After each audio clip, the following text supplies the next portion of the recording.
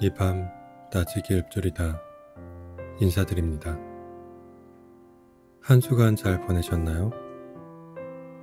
비가 오고 나서 날씨가 급 추워졌네요.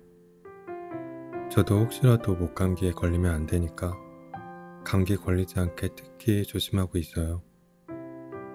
여러분들도 감기 조심하세요.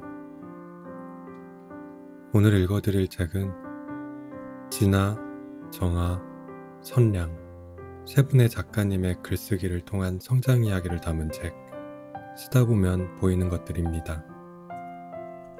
3명의 작가님들이 글쓰기를 통해 자기 삶을 투명하게 볼 수 있게 된 후에 글쓰기 덕분에 진정한 자신을 발견하고 삶이 어떻게 확장되었는지를 보여줍니다.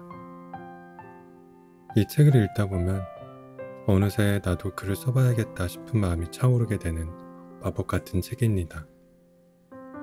저도 그동안 주위에서 몇몇 분들이 유튜브도 하고 펜글씨도 쓰면서 인스타그램을 활동하다 보니까 글을 써보라거나 나중에 책도 내보면 어떠냐는 말을 하실 때가 있는데, 그럴 때마다 저는 손사래를 치면서 어휴, 저는 글재주가 너무 없어서 안 돼요 하곤 했는데, 이 책을 보면서 생각이 조금 바뀌게 되었습니다. 그래서 일단 짧고 간단한 글쓰기부터 가벼운 마음으로 시작을 해보려고 합니다. 여러분들도 책을 보시고 같은 마음이 들게 되었다면 작가님들처럼 저와 함께 각자에 맞는 글쓰기를 통해 자신을 발견하는 계기가 될 수 있었으면 좋겠습니다. 그리고 오늘이 마침 제가 유튜브 첫 영상을 올린 지 딱 1년이 되는 날인데요. 1년간 꾸준하게 잘 해올 수 있도록 구독해주시고 늘 눌러서 영상도 봐주시고 댓글과 좋아요로 응원해주신 모든 여러분들께 진심으로 감사의 말씀드립니다. 여러분들 덕분에 지난 1년간 지치지 않고 꾸준하게 잘 해올 수 있었습니다. 앞으로도 함께 오래오래 좋은 콘텐츠 만들어갈 수 있었으면 좋겠습니다. 그럼 오늘도 감사하는 마음으로 낭독 시작하겠습니다.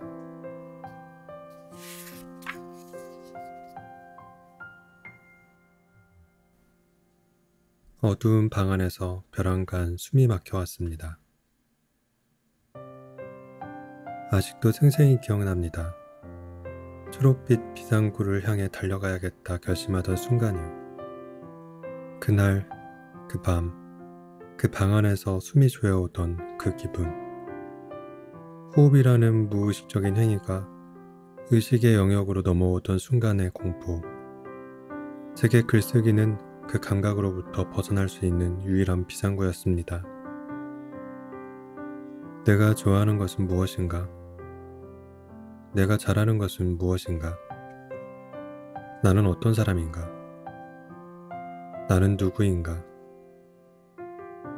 나에 관한 질문들 자주 고민하고 물어야 했습니다. 나로 태어나 나로 살아가는 동안 그보다 중요한 질문은 없을 테니까요. 안타깝게도 30대 중반까지 저는 그런 질문을 할 생각조차 못했어요. 한부모 가정에서 엄마의 사랑과 기대를 동시에 받고 자란 큰딸이었고 가정 형편도 어려웠어요. 입시를 잘 치러 좋은 대학에 가야 했고 안정적인 직장에 취업해야 했으며 늦지 않은 나이에 결혼해야 했어요. 대놓고 그래야 한다고 압박하는 사람은 없었지만 어련히 그래야 한다고 생각했습니다. 감사하게도 나에 관해 깊이 고민하지 않아도 그럭저럭 괜찮은 삶이었어요.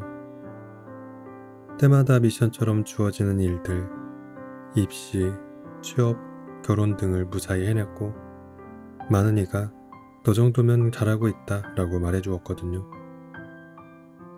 의심할 여지 없이 잘 살고 있다고 생각했습니다. 시련은 전혀 예상치 못한 순간에 찾아왔어요. 결혼 후 이내 아이를 가졌습니다.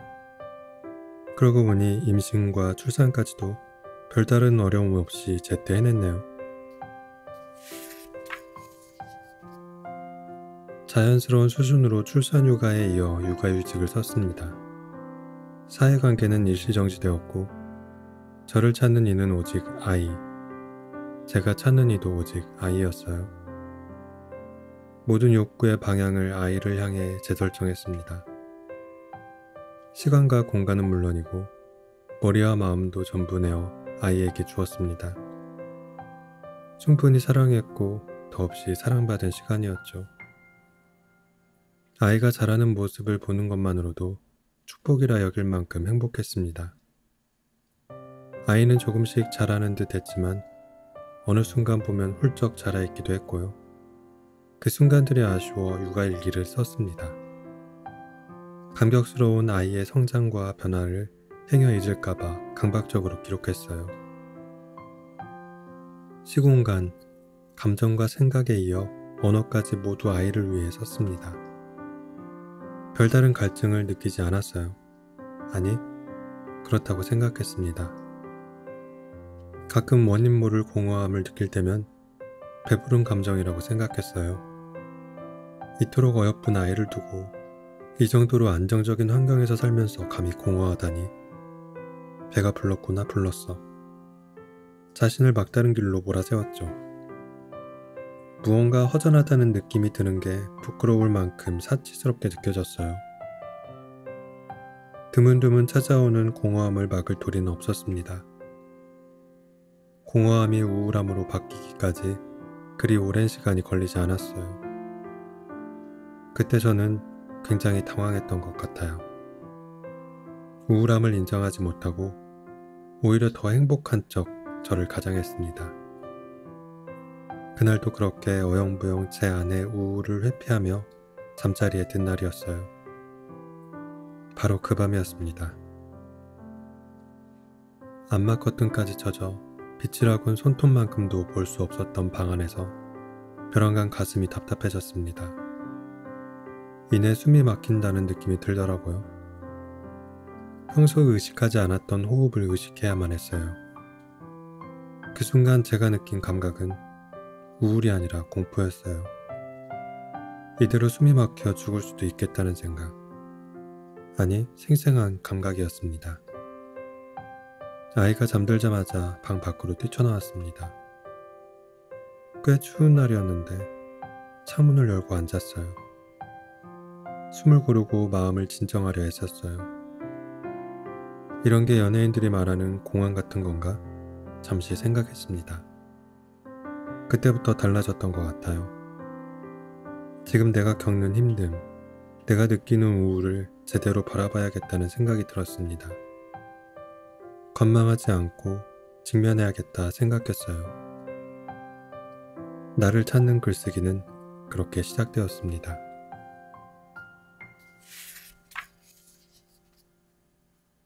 나와 연결되는 글쓰기를 시작했어요. 매일 쓰던 육아일기 대신 제 마음을 글로 써보았습니다. 이전의 일기에도 힘들다, 지친다라는 넋두리가 있었지만 명확하게 제 마음을 표현하지는 못했더군요. 마구 써봤습니다. 단어도 고르지 않고 앞뒤 문맥도 전혀 고려하지 않은 날것의 문장들이 쏟아졌어요. 차마 입으로는 뱉지 못했던 욕설도 섞여 있었어요. 더는 쓸 것이 없겠다고 생각한 순간 채 끝맺지 않은 문장에 마침표를 찍으며 옅은 해방감을 느꼈습니다. 아이를 보는 게 힘들다고 생각했지만 더 깊은 곳에는 사회관계의 단절에서 오는 외로움이 있었습니다. 남편과 육아를 제대로 분담하지 못하고 있다는 억울함이 있었고 익숙하지 않은 가사노동과 육아에 지친 몸과 마음이 있었어요. 나 때문에 아이가 잘못될지도 모른다는 두려움도 있었죠. 수면 가장 아래에 다다르자 도대체 이 생활 속에서 나는 어디로 사라졌을까 라는 의문이 들었습니다. 엄마였지만 그 이전의 나였어요. 엄마는 제게 부여된 새로운 역할일 뿐 저의 전부가 아니었습니다. 그런데 마치 전부인 것처럼 나를 완전히 내려놓은 채 엄마로만 살고 있었던 거예요. 이대로는 안 되겠다는 결심이 섰어요. 어떻게든 흐려진 나를 찾고 싶었습니다. 나를 생각하고 싶었고, 나를 이해하고 싶었으며, 나를 더 많이 사랑하고 싶었어요. 나는 어떤 사람일까? 그 뒤로 자주 물었습니다. 생각이 모이면 단 한 문장이라도 좋으니 메모했어요. 이전에 하던 일이나 앞으로 하고 싶은 일, 중요하게 생각하는 가치, 좋아하는 것과 싫어하는 것, 그날 읽은 책의 구절 등도 끼적여 보았어요. 나에 관한 본질적인 질문들로 시작했지만 제게 부여된 여러 역할 고민도 무시할 수 없었습니다. 아이들과 놀다가도, 식사를 준비하다가도, 빨래를 개다가도 휴대전화의 메모장을 열었습니다. 아이들이 잠든 깊은 밤이면 파편처럼 흩어져 있는 단어와 문장을 글로 엮었어요. 아이들의 성장과 변화를 기록하기에 바빴던 육아일기는 조금씩 제 마음과 언어를 담아내기 시작했습니다. 독자는 오로지 나 한 사람이었지만 아쉽지 않았습니다. 누구에게 보이기 위해 쓴 글이 아니었으니까요. 애써 남기지 않으면 기억하지 못할 생각과 감정을 기록하고 싶었어요. 풀 한 폭이 없는 이 길을 걷는 것은 담 저쪽에 내가 남아있는 까닭이고, 내가 사는 것은 다만 잃은 것을 찾는 까닭입니다. 윤동주 길. 시인의 문장처럼 잃은 나를 찾기 위해서 글쓰기를 시작했습니다. 담 저쪽에 남아있는 나와 연결되기 위해 풀 한 폭이 자라지 않는 길을 걷고 또 걸었습니다. 지금의 제 글쓰기는 조금 더 넓은 세계를 향해 나아가는 중이에요. 글로 연결된 사람들이 생기고 그들과 연대하면서 담 저쪽에 제가 조금 더 분명하게 보이기 시작했거든요. 글쓰기에는 특별한 무언가가 꼭 필요할까요? 본격적으로 글을 쓰게 된 계기는 나를 찾겠다는 꽤 철학적인 이유에서였지만 달리 보면 단순한 이유이기도 했습니다. 나와 연결되고 싶다는 내면의 목소리를 받아낼 그릇이 필요했고 그 도구로 글쓰기만 한 것이 없었으니까요. 육아의 메인 몸이라 이동이 자유롭지 않았고 여유도 부족했습니다. 글쓰기는 여러모로 제약이 적었어요. 준비물이라고 해봐야 휴대전화의 메모장이 전부였고 일정한 시간을 정해놓고 매달리지 않아도 시도해볼 만했죠. 그러나 이런 생각에 동의하지 않는 분들도 꽤 많았습니다. 아이를 키우며 글을 쓰는 저를 대단한 사람으로 치켜세우는 분들도 많았고요. 책을 낸 이후에는 그 치켜세움이 민망할 정도였어요. 저에게는 가장 쉽게 접근할 만했던 글쓰기가 누군가에게는 왜 그토록 대단하게 보였을까요? 많은 분이 글쓰기를 특별한 이들의 영역이라 생각합니다. 지인들에게 글쓰기를 권했을 때 가장 많이 들은 말이 쓸 게 없다와 어떻게 써야 할지 모르겠다였어요. 그 말의 숨은 뜻을 생각해보면 글로 써낼 만한 특별한 경험이 없다 혹은 글로 써낼 특별한 재능이 없다는 말이었습니다. 정말 글을 쓰려면 특별한 무언가가 있어야 하는 걸까요? 오래전부터 일기를 썼어요. 결혼 전부터였으니 10년쯤 되었네요. 매일 쓰던 때도 있었지만 1년 가까이 쓰지 못한 때도 있었어요. 그래도 제게 글쓰기의 출발을 묻는 분들이 있다면 10년 전의 일기부터 말씀드리고 싶어요. 30년 가까이 엄마의 그늘에서 살다가 취업을 하면서 처음으로 독립했습니다. 대부분 사회초년생이 그렇듯 작은 원룸에서 시작했어요. 어찌되었든 처음에는 마냥 좋았습니다. 나만의 공간이 생겨서 좋았고 내가 돈을 벌어 원하는 대로 사는 것도 꽤 즐거웠어요. 그런데 그 마음이 오래가지는 않더라고요. 처음 하는 일은 힘에 부쳤고 뜻대로 되지 않았어요. 혼자 맞는 밤은 자주 두려웠고 종종 외로웠습니다. 마음을 둘 곳이 없어서 싱글 침대에 엎드려 두서없이 한두 문장씩 쓰기 시작한 것이 일기의 시작이었습니다. 희한하게도 쓰고 나면 좀 나아졌어요. 두려움은 덜해졌고 외로움은 덜어졌습니다. 가끔은 용기가 났고 스스로를 칭찬해주고 싶었어요. 그렇게 혼자 살던 5년 동안 꾸준히 일기를 썼습니다. 그 일기가 태교일기로 다시 육아일기로 이어졌어요. 하지만 그때는 글을 쓴다고 인식하지 못했습니다. 그때까지만 하더라도 저 역시 글쓰기는 좀 더 특별한 일이라고 생각했던 것 같아요. 육아일기에 육아의 경험 대신 나의 마음을 털어놓던 날, 해방감을 느꼈다고 말씀드렸는데요. 그 감정이 저를 본격적인 글쓰기의 세계로 들어서게 한 것은 분명합니다. 하지만 돌이켜보면 그 바탕에는 오래 써온 일기의 힘이 있었어요. 나를 찾고 싶다고 생각했을 때 글쓰기를 떠올린 것은 우연이 아니었습니다. 글쓰기에 특별한 재능이 있어서도 아니고 특별한 경험을 해서도 아니었어요. 매일 쓰던 일기장이 유일하게 나와 마주할 공간으로 인식되었을 뿐입니다. 이런 이야기를 친한 동생에게 했더니 언니, 나라면 글을 쓸 시간에 친구랑 수다를 떨거나 드라마를 보거나 쇼핑을 하겠어. 언니는 도대체 무슨 에너지로 글을 쓰는 거야? 라고 묻더군요. 수다 떨기, 드라마 보기, 쇼핑하기. 저도 이미 다 해봤죠. 아이 엄마가 된 친구들과 통화를 하며 넋두리도 해보고 아이가 잠든 시간에 넷플릭스 드라마를 몰아보기도 수차례 했어요. 아이 물건을 왕창 사면서 언제 입게 될지도 모를 원피스도 사보고요. 그런데도 해소되지 않는 무언가가 계속 남아있더군요. 글을 쓰면서 깨달았습니다. 수다를 떠는 일도, 드라마를 보는 일도, 쇼핑을 하는 일도 모두 발산보다는 수렴에 가까운 행위라는 것을요. 수다를 떤다는 건 내 이야기를 하는 것만큼이나 상대의 이야기를 들어줄 준비가 되어 있어야 했어요. 내 이야기를 실컷 하더라도 상대의 공감과 지지를 얻을 수 있을지 없을지 확신할 수도 없었고요. 어디까지 이야기를 해야 하고 어디까지 숨겨야 할지도 고민스러웠습니다. 드라마를 보는 일은 더했어요. 드라마 속 인물들의 감정선을 따라가는 게 벅찼습니다.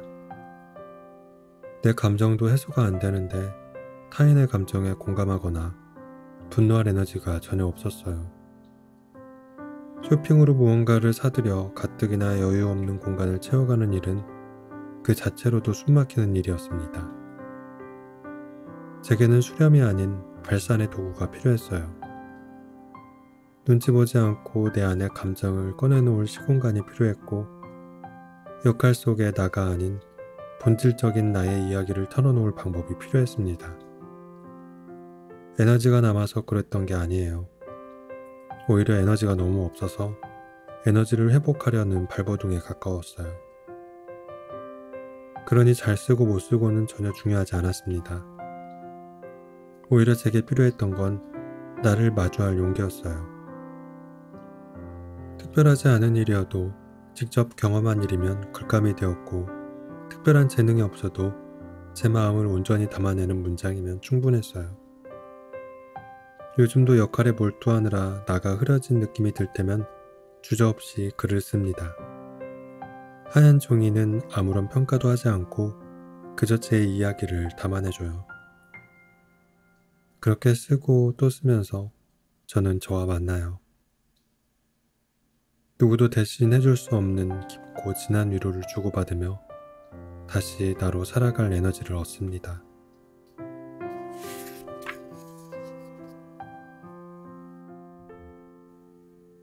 종이 밖을 뛰쳐나온 글쓰기. 글쓰기가 언제부터 제 삶에 들어왔는지 기억을 더듬어 보았습니다. 한글을 떼고 의무적으로 써야 했던 일기 쓰기 외에 내 손으로 직접 써야겠다고 마음먹은 순간이 언제였는지를요. 가장 원초적인 기억을 더듬어 보니 거기엔 선생님의 눈을 피해 수업 시간에 친구에게 보내는 쪽지 한 장이 있었습니다. 공책 귀퉁이의 한 켠을 찢어 연필로 꾹꾹 눌러 쓴 쪽지 한 장. 옆에서 누가 쓰지 말라고 뜯어 말려도 기필코 쓰고자 했던 강력한 동기. 이것이 제가 기억하는 가장 오래된 쓰고 싶은 욕구의 원형이었습니다. 그 때문일까요? 지금도 쓰고 싶다는 생각이 들면 종이를 먼저 펼칩니다. 아무도 없는 텅 빈 운동장 같은 그 곳에 사각사각 속상했던 마음, 복잡한 심경, 목 놓아 울고 싶을 때나 양껏 떠들고 싶은 날, 덤덤하게 지나가는 보통의 하루도 한 줄 한 줄 풀어내다 보면 차곡차곡 기분이 정리되는 느낌이 들거든요. 신혼 때는 특히 자주 종이를 찾았습니다. 한국과 일본을 오가던 원거리 연애를 마치고 명실공히 부부가 되어 사랑하는 사람과 한 공간에서 살게 된 것은 더없이 반가운 일이었지만 그게 전부인 내 하루는 초라하고 볼품없어 보였습니다. 그럴 때면 공연히 무슨 복을 누리자고 남의 나라 땅에서 이러고 있나? 내 나라 내 땅이면 내 목소리로 실컷 소리 지를 수 있을 텐데 하는 억울한 마음이 들었죠. 그럴 때마다 종이 위에 적었습니다. 어디 가서 무엇을 보고 누구를 만나 어떤 감정을 느꼈는지, 나의 하루와 나의 마음이 바스러져 없어지지 않도록 내 손으로 단단히 빚어내고 싶다는 생각이 들었습니다. 누가 뭐라 해도 종이만큼은 내 땅이니까.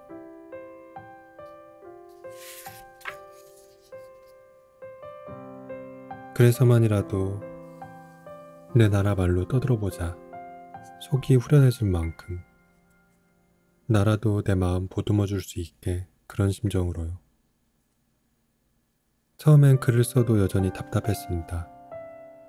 내가 하고 싶은 말은 이게 아닌데 마음과 생각을 대변해줄 꼭 맞는 말을 찾지 못해 엉망으로 줄을 긋고 찢어버린 페이지도 있었어요.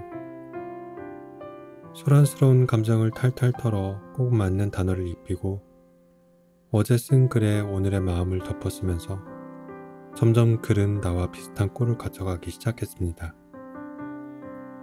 그렇게 나는 글이 되고 글이 내가 되어주면서 글쓰기는 내가 나다워지는 일이 되었습니다. 쓰면 쓸수록 그 실체는 더욱 단단하고 정교해졌습니다. 그런데 이상한 일입니다. 그렇게 종이 위에 얌전히 누워있을 것만 같았던 글이 자꾸 종이 밖으로 뛰쳐나가려고 하는 게 아니겠어요? 부족한 글이라는 걸 알면서도 블로그에, SNS에, 작가들의 등용문이라는 브런치에 자꾸자꾸 올리고 싶어지고 그러다 보니 내 글만큼이나 다른 사람의 글에도 눈이 가고요. 마치 선생님의 눈을 피해 친한 친구에게 보내고 싶은 쪽지 같다고나 할까요? 나중에 알게 된 사실이지만 글은 태생부터 그런 성질을 가지고 있더군요. 나에게서 시작해 독자로 나아가는 성질이요. 쪽지를 건네는 마음으로 수줍게 고백합니다. 우리의 글은 읽히기 위해 태어났어요. 앞면과 뒷면이 같은 글쓰기. 회사에 데키쓰기군이라는 별명을 가진 직원이 있습니다. 데키쓰기는 만화 도라에몽에 나오는 노진구의 학급 친구 중 한 명인데요.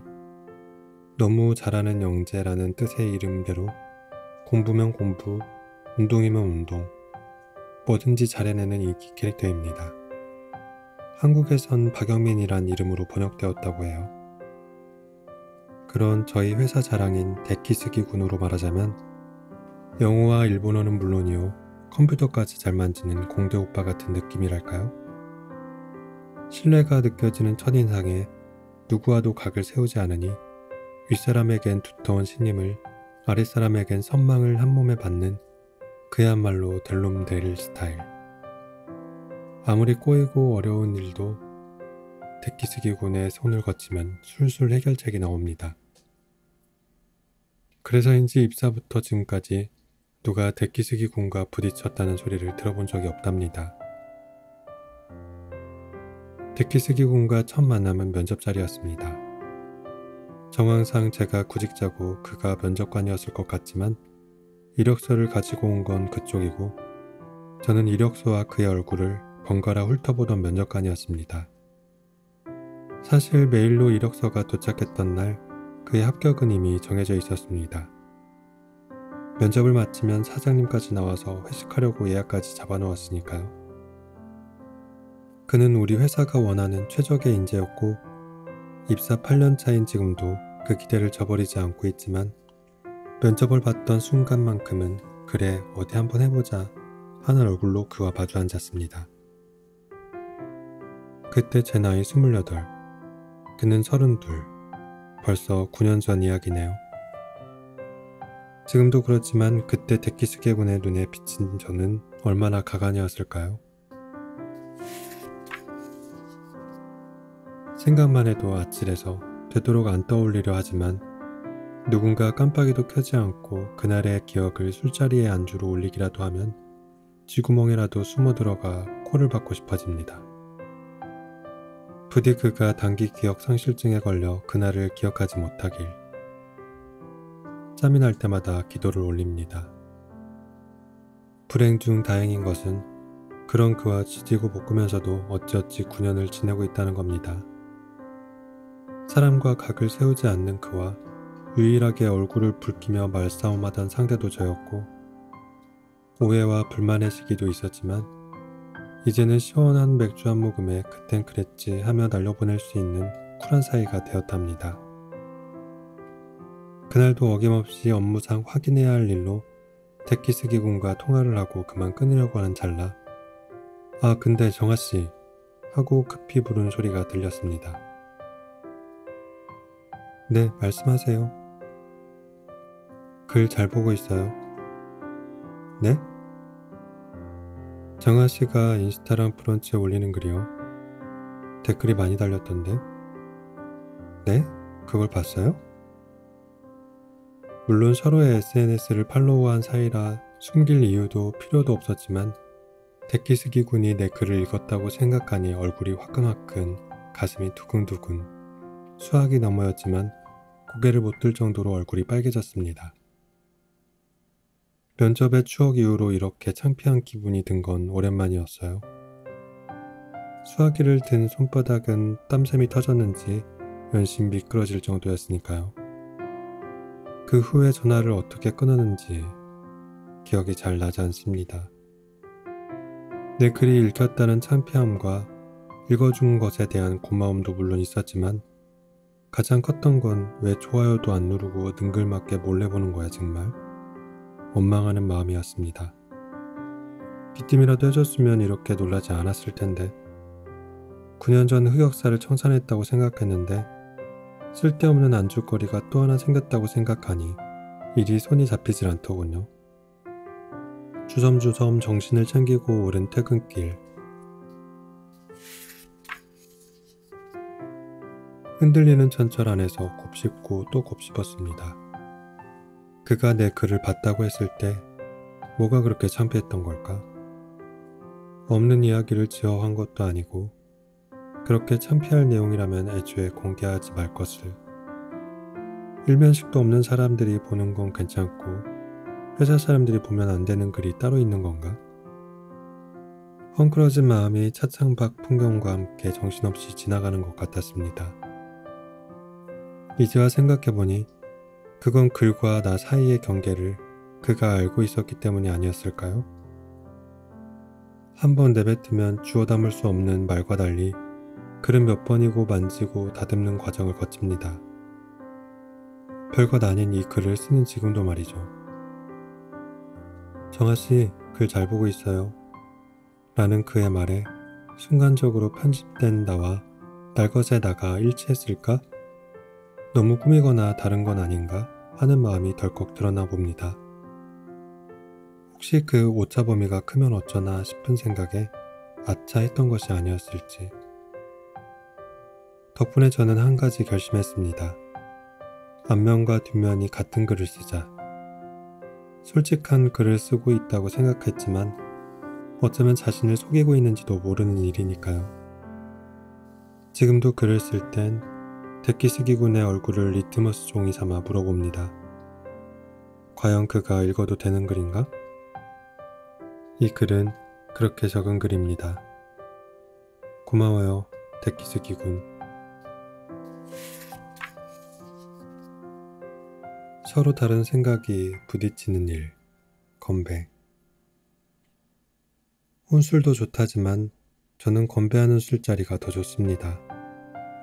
그렇다고 와글와글 사람 많고 시끄러운 술자리는 아니고 단둘이라도 마주보고 앉아 짠을 하며 잔을 부딪히며 시원한 목넘김과 시시콜콜한 이야기를 나누는 자리가 좋습니다.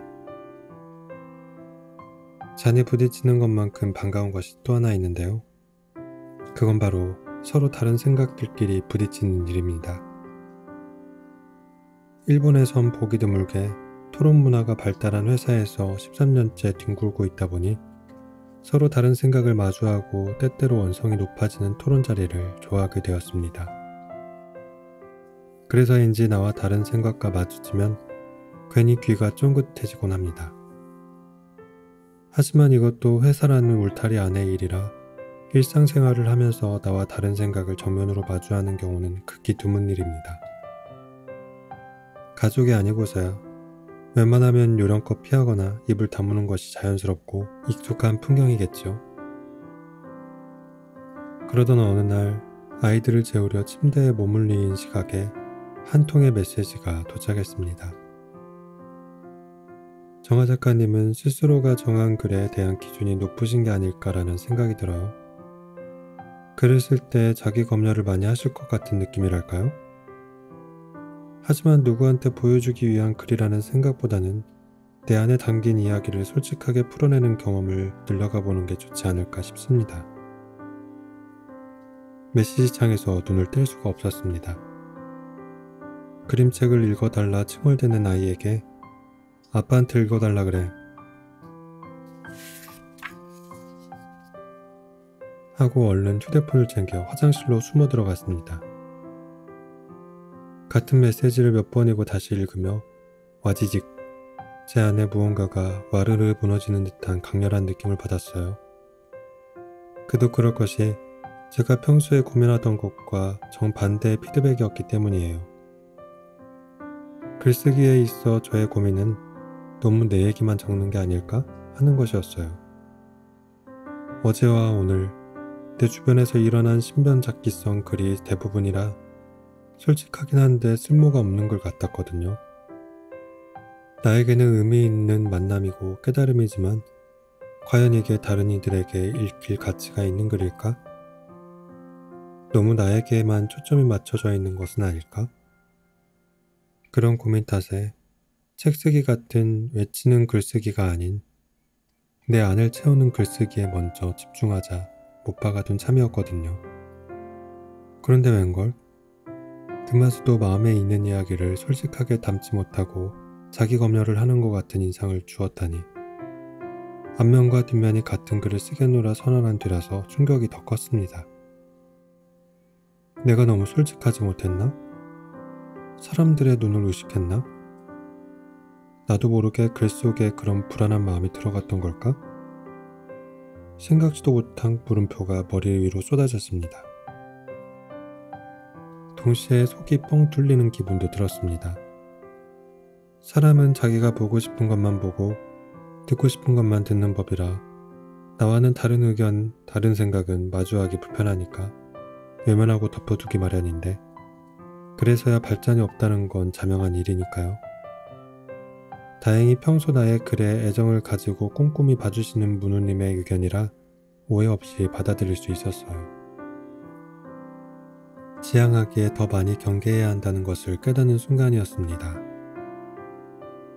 난 솔직한 글을 쓰고 있어 라는 자기 최면에 빠져 있는 건 아닌지, 지금 하는 고민의 시작이 잘못된 것은 아닌지, 멈춰서서 뒤돌아볼 필요가 있다는 느낌이 들 때쯤 엄마 똥 싸?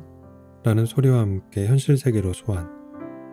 자야지 하고 침실에 불을 껐습니다. 하지만 그날의 메시지는 저에게 문신처럼 깊이 남았습니다. 내 생각과 정반대에서 날아온 뜻밖의 충고 덕분에 한쪽으로 기울어져 있던 마음도 일으켜 세울 수 있었고요. 다짐뿐인 인생에 또 하나의 다짐을 추가합니다. 맥주는 거품 맛으로 먹지만 그래선 빼도록 하자. 그리고 부딪히는 일을 두려워하지 말자. 서로 다른 의견으로 건배.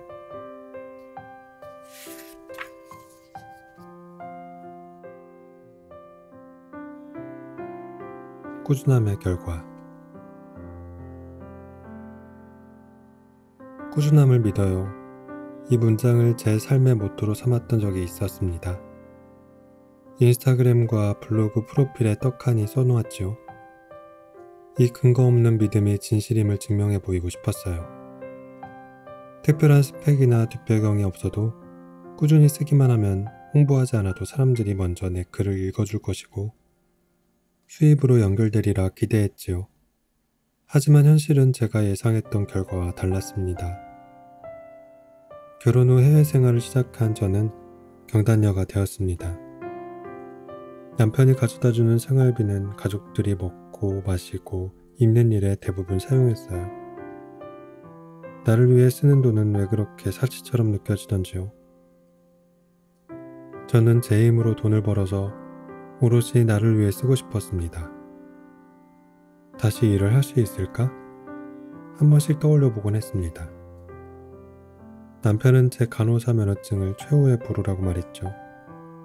하지만 한국으로 돌아갈 듯 돌아가지 못했기에 면허증은 여전히 무용지물이랍니다. 저는 인정받기 위해 사는 사람이었습니다.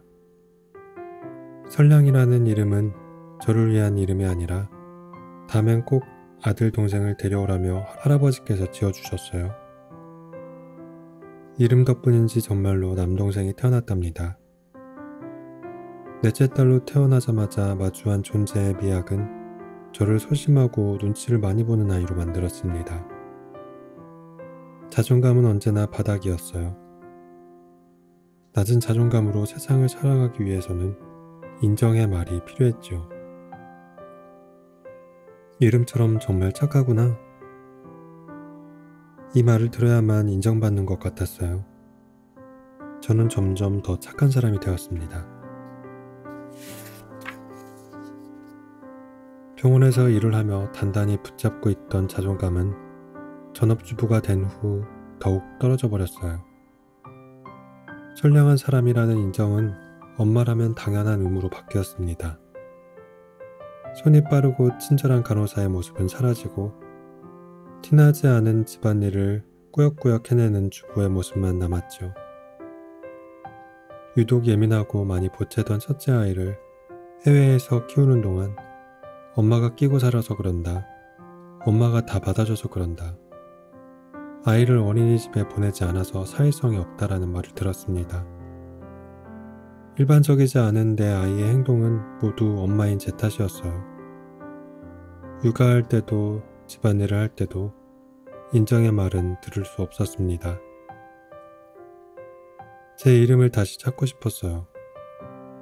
그 누구도 아닌 바로 나를 위한 이름으로요. 그래서 글을 쓰기 시작했어요. 어떻게 써야 하는지도 모른 채 무작정 썼습니다. 티도 나지 않은 주부의 일에 비해 글쓰기의 결과물은 바로바로 생겼습니다. 형용사와 부사로 잔뜩 꾸며댄 글이었죠. 그게 마치 저를 꾸며주는 것 같았습니다. 그동안 참 많이도 썼어요. SNS에도 쓰고 책도 쓰고 전자책도 썼습니다. 쓰고 또 써도 계속 쓰고 있어서 신기하죠. 덕분에 꾸준히 쓰는 사람으로 인정받을 수 있었어요. 이 인정의 말은 자존감의 벼랑 끝에 서 있던 저를 붙잡아 주었습니다. 하지만 꾸준함의 결과가 경제적 독립으로 이어지지 못했어요. 글을 써서 내 힘으로 돈을 벌어 오롯이 나를 위해 쓰겠다는 포부는 점점 사라졌습니다. 글쓰기 말고 기술을 배워야 했나? 후회했어요. 하지만 이런 후회를 하기엔 이미 늦었다는 것도 깨달았지요. 살기 위해 쓰는지 쓰기 위해 사는지 더 이상 목적과 행위를 따로 생각할 수 없게 되었거든요.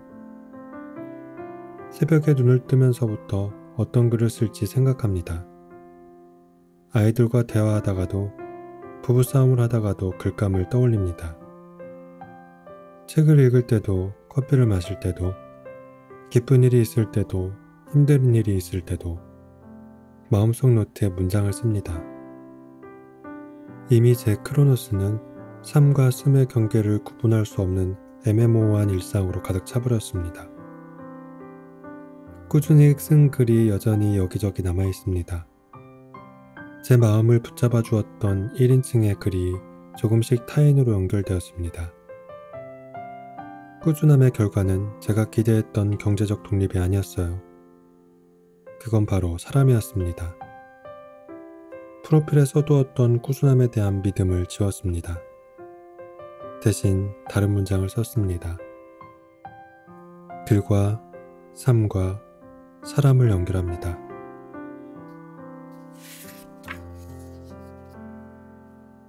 가족 앞에선 한없이 작아집니다.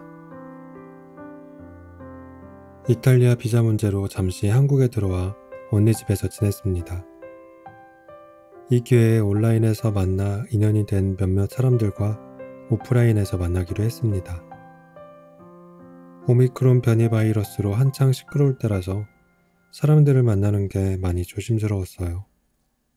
하지만 지금이 아니면 언제 만날 수 있을지 알 수 없었기에 최대한 조심하며 약속을 잡았습니다. 고민하다 제가 쓴 책에 사인을 해서 주려고 책을 주문했어요. 내 책에 사인해서 선물하는 일은 언제나처럼 낯감지럽지만 작가란 그 간지러움을 이기고 자신의 이야기를 쓰는 일이니까요. 미리 주문해두었던 책 10권이 드디어 도착했습니다. 약속 날까지 아직 며칠 남아있었기에 차분히 사인한 뒤 포장을 하려고 방구석에 쌓아두었습니다. 그러고는 거실에서 언니, 형부와 함께 커피를 마시며 잡담하고 있었죠. 엄마, 여기 엄마 책에 있는데? 이거 우리 엄마가 쓴 책이에요. 둘째 아이가 양손에 책을 하나씩 들고 거실로 나오며 오두방정을 떨었습니다. 순간 너무 부끄러워 아이의 손을 잡아 끌며 방으로 들어갔습니다. 제발 그러지 좀 마. 엄마가 주문한 거야. 엄마 물건에 왜 손을 대니? 아니 엄마, 책이 여기 있어서 그랬지. 그냥 좀 모른 척 좀 해주면 안 되겠어? 엄마 부끄럽게 왜 그래? 뭐가 부끄러워? 그냥 부끄러워. 딸아이는 애매한 표정을 짓고는 밖으로 나갔습니다. 저는 제 책들을 가만히 쓰다듬었습니다. 남들에게는 내가 쓴 책이라고 사인까지 해주면서 정작 가족들 앞에서는 너무 부끄러워 말도 꺼내지 못하게 하는 심리는 도대체 뭘까요? 글을 쓰다 보면 어쩔 수 없이 가족의 이야기를 쓰게 됩니다. 매일 부대끼며 사는 가족의 이야기야말로 가장 공감받을 수 있는 글감이기 때문이죠. 특히 저처럼 특별한 직장 없이 전업주부로 살면서 글을 쓰는 사람은 글감에 한계가 있습니다. 좀 더 폭넓은 인간관계, 좀 더 다양한 에피소드를 쓰고 싶지만 생활 반경만큼만 글이 써집니다.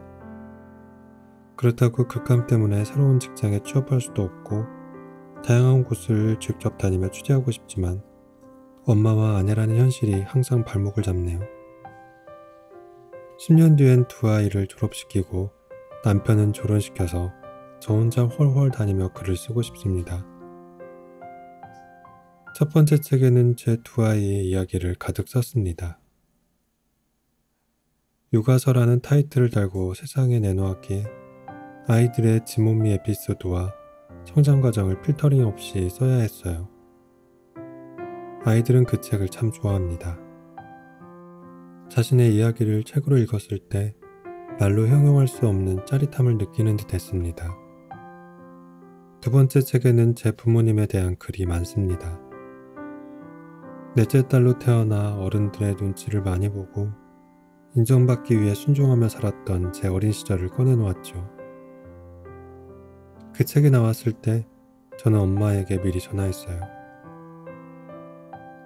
엄마, 내가 이번에 엄마에 대한 글을 좀 썼는데 혹시나 엄마가 읽고 오해할까봐.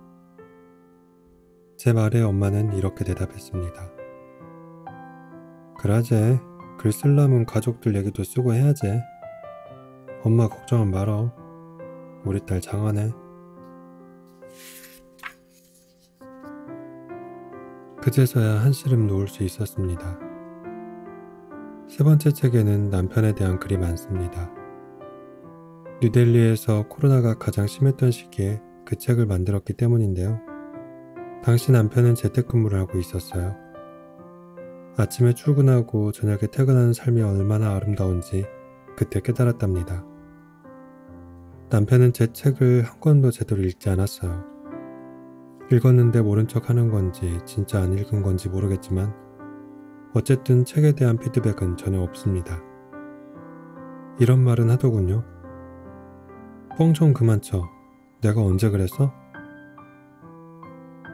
제 친언니는 그 책을 읽고 울었다고 했어요. 실제 상황과 책 속의 문장이 겹쳐져서 더 심하게 감정이입이 되었다는군요. 책을 사이에 두고 만나는 작가와 독자의 거리는 꽤 멀다고 할 수 있습니다. 제 실제 모습을 모르는 독자들은 제가 묘사한 책 속의 저만 알 뿐이죠. 독자들 앞에선 덜 민망한 것 같아요. 하지만 제 민낯을 모두 아는 가족 앞에선 한없이 부끄럽고 미안하고 쑥스럽습니다. 인스타그램에 친정아버지가 추천인으로 떠도 절대 팔로우하지 않는 이유 역시 마찬가지인데요. 가족에 대해 글을 읽는 것도 내 글에 대해 언급하는 것도 모른 척하며 살고 싶어요. 저는 여전히 가족이 등장하는 에세이를 주로 씁니다. 작가로서의 설량이는 독자의 공감을 얻고 재밌다는 반응을 얻기 위해 19금 에세이도 마다하지 않습니다. 재밌다, 더 읽고 싶다 라는 독자의 피드백 때문에 더욱더 내밀하고 농밀한 에피소드를 떠올리기도 합니다. 하지만 여전히 가족이라는 산은 넘지 못했어요. 내 모든 경험을 쓰고 나면 가족들은 염려할 것이고 내 상처라고 고백한 그 부분들 때문에 가족들이 오히려 상처받을 수도 있기 때문입니다. 가족들은 이런 제 글을 보지 않았으면 좋겠어요. 내가 쓴 글을 SNS에서 가족들이 보더라도 좋아요를 누르거나 댓글은 절대 달지 않기를 바랍니다. 독자들 앞에선 과장된 목소리로 글을 씁니다. 라고 말을 하지만 가족들 앞에선 한없이 작아지기만 합니다. 제 글과 삶이 일치하여 더 이상 작아지지 않을 때 당당하게 가족들 앞에서 제 책을 꺼내들 수 있을 것 같습니다.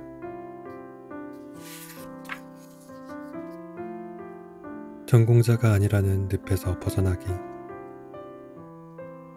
인기 있는 책의 작가님들을 찬찬히 들여다보면 국문학과, 문해창작학과를 전공했거나 방송작가 경력이 있거나 오랫동안 문학이나 국어를 가르친 분들이 많습니다. 아무나 글을 쓸 수 있고 책을 출간하여 작가가 되는 시대가 되었지만 전공자나 경력자의 문장은 뭔가 다른 것 같아요. 배운 티가 난다고나 할까요? 어쩌면 당연한 일이죠. 10년 넘게 경력이 단절되어 있지만 간호학을 전공했고 병원에서 일한 경험이 있기 때문에 가족들이 위급한 순간에 적절하게 대처할 수 있는 것과 비슷하겠죠? 글을 꾸준히 쓰고 책을 직접 만들지만 제 안에서 사라지지 않는 소리가 하나 있습니다. 나는 전공자가 아니라서 아직 많이 부족해. 이 소리의 볼륨이 커지면 저는 한없이 나락으로 떨어집니다. 내가 지금 뭘 하고 있나?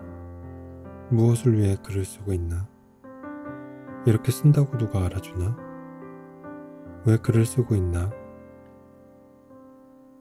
회의적인 질문을 스스로 던지기 시작하면 글쓰기는 더더욱 어려워집니다. 내가 그렇지 뭐. 글을 배워본 적이 없으니 글을 이어서 쓸 힘도 부족하지. 나는 아직 멀었네 멀었어. 결국 자기 비하로 번지고 맙니다. 자기 비하의 늪에 한번 빠지기 시작하면 다시 나오기가 영 힘들어요. 그런데 이것이 자존감의 문제라는 걸 깨달았습니다. 그 분야를 전공했거나 오랜 경력을 가지고 있더라도 자존감이 낮은 사람은 저처럼 자기 비하의 늪에 자주 빠지더군요. 자세히 들여다보니 그 자존감은 어린 시절과 연관되어 있고 성취의 경험과도 관련이 있다는 걸 알 수 있었어요. 저는 책 만들기 1:1 코칭을 하고 있습니다. 얼마 전에 두 번째로 코칭했던 작가님의 책에 출간되었어요.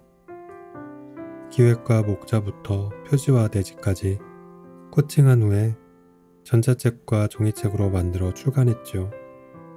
책을 준비하는 모든 과정이 쉽지 않았지만 그 중에서도 작가님이 가장 힘들어했던 시기는 초고를 쓸 때와 출간하기 직전이었어요. 초고를 쓰는 일은 꽤 힘겹습니다. 책이 될 수 있는 분량의 글을 기획과 목차에 맞춰 써내야 하기 때문입니다. 하지만 초고가 있어야 퇴고를 할 수 있고 퇴고해야 책을 만들 수 있기 때문에 가장 중요한 일이죠. 초고를 쓰는 동안 작가님도 많이 힘들어 하셨어요. 바쁜 일상도 한몫했지만 내가 무슨 책이야, 아직은 아닌가 봐 라고 생각하셨다고 해요. 힘들었던 퇴고를 끝냈지만 전자책과 종이책으로 등록하기 직전에도 작가님은 괴로워하셨습니다. 내용이 너무 엉망인 것 같다고, 너무 부실한 것 같다고, 욕먹을 것 같다고 두려워하셨죠. 공채 아나운서 경력도 있으시고 14년간 스피치 강사로 일하신 분인데 왜 이렇게 자신감이 없으실까? 이해할 수 없었어요. 평소엔 정말 당당하고 자신감 넘치는 모습이셨거든요. 코치님도 자존감이 많이 낮으신가 봐요. 저랑 비슷하신 것 같아요. 네, 맞아요. 사실은 저 자존감 엄청 낮아요. 어렸을 때부터 지지를 많이 받지 못하고 컸거든요. 그런 작가님의 모습에 저를 투영했습니다. 내가 무슨 작가야. 누가 알아주지도 않는데. 라고 자신을 깎아내릴 때마다 저에게 밧줄을 던져주던 사람들이 있었어요. 작가님, 글 잘 보고 있어요. 저는 작가님의 글을 보며 힘을 얻어요.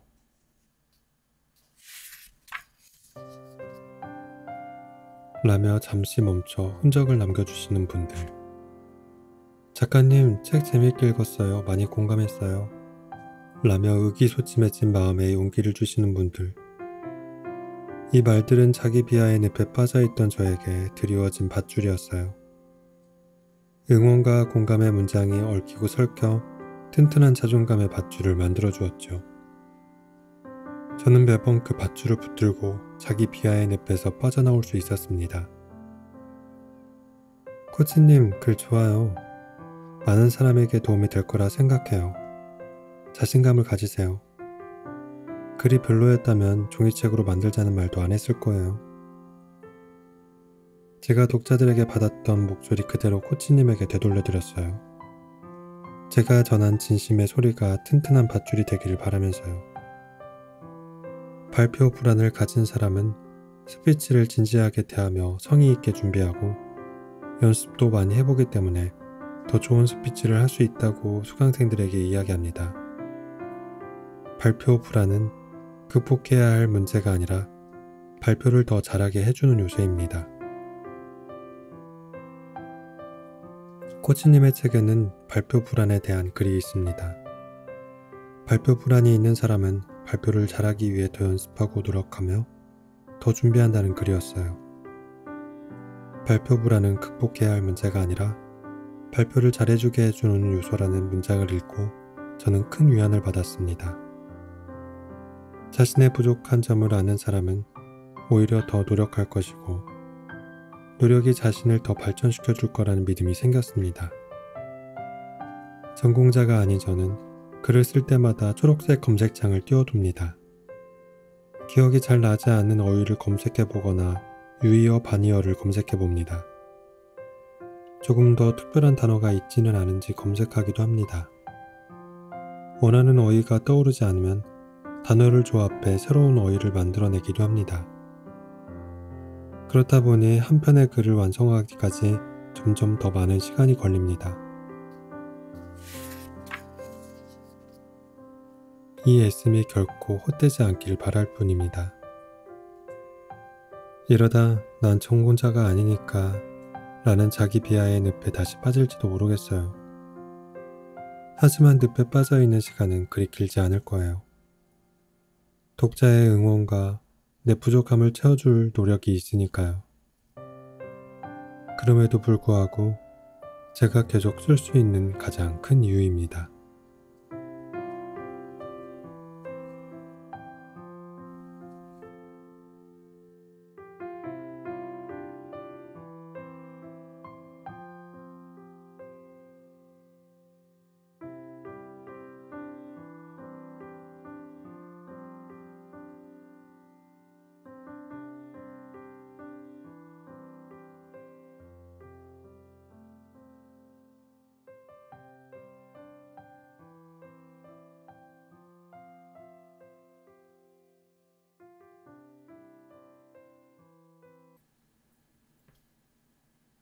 이 밤 나지기 읊조리다 인사드립니다. 한 주간 잘 보내셨나요? 비가 오고 나서 날씨가 급 추워졌네요. 저도 혹시라도 목감기에 걸리면 안 되니까 감기 걸리지 않게 특히 조심하고 있어요. 여러분들도 감기 조심하세요. 오늘 읽어드릴 책은 진아, 정아, 선량 세 분의 작가님의 글쓰기를 통한 성장 이야기를 담은 책, 쓰다 보면 보이는 것들입니다. 3명의 작가님들이 글쓰기를 통해 자기 삶을 투명하게 볼 수 있게 된 후에 글쓰기 덕분에 진정한 자신을 발견하고 삶이 어떻게 확장되었는지를 보여줍니다. 이 책을 읽다 보면 어느새 나도 글을 써봐야겠다 싶은 마음이 차오르게 되는 마법 같은 책입니다. 저도 그동안 주위에서 몇몇 분들이 유튜브도 하고 펜글씨도 쓰면서 인스타그램을 활동하다 보니까 글을 써보라거나 나중에 책도 내보면 어떠냐는 말을 하실 때가 있는데, 그럴 때마다 저는 손사래를 치면서 어휴, 저는 글재주가 너무 없어서 안 돼요 하곤 했는데, 이 책을 보면서 생각이 조금 바뀌게 되었습니다. 그래서 일단 짧고 간단한 글쓰기부터 가벼운 마음으로 시작을 해보려고 합니다. 여러분들도 책을 보시고 같은 마음이 들게 되었다면 작가님들처럼 저와 함께 각자에 맞는 글쓰기를 통해 자신을 발견하는 계기가 될 수 있었으면 좋겠습니다. 그리고 오늘이 마침 제가 유튜브 첫 영상을 올린 지 딱 1년이 되는 날인데요. 1년간 꾸준하게 잘 해올 수 있도록 구독해 주시고 늘 들러서 영상도 봐주시고 댓글과 좋아요로 응원해 주신 모든 여러분들께 진심으로 감사의 말씀드립니다. 여러분들 덕분에 지난 1년간 지치지 않고 꾸준하게 잘 해올 수 있었습니다. 앞으로도 함께 오래오래 좋은 콘텐츠 만들어갈 수 있었으면 좋겠습니다. 그럼 오늘도 감사하는 마음으로 낭독 시작하겠습니다.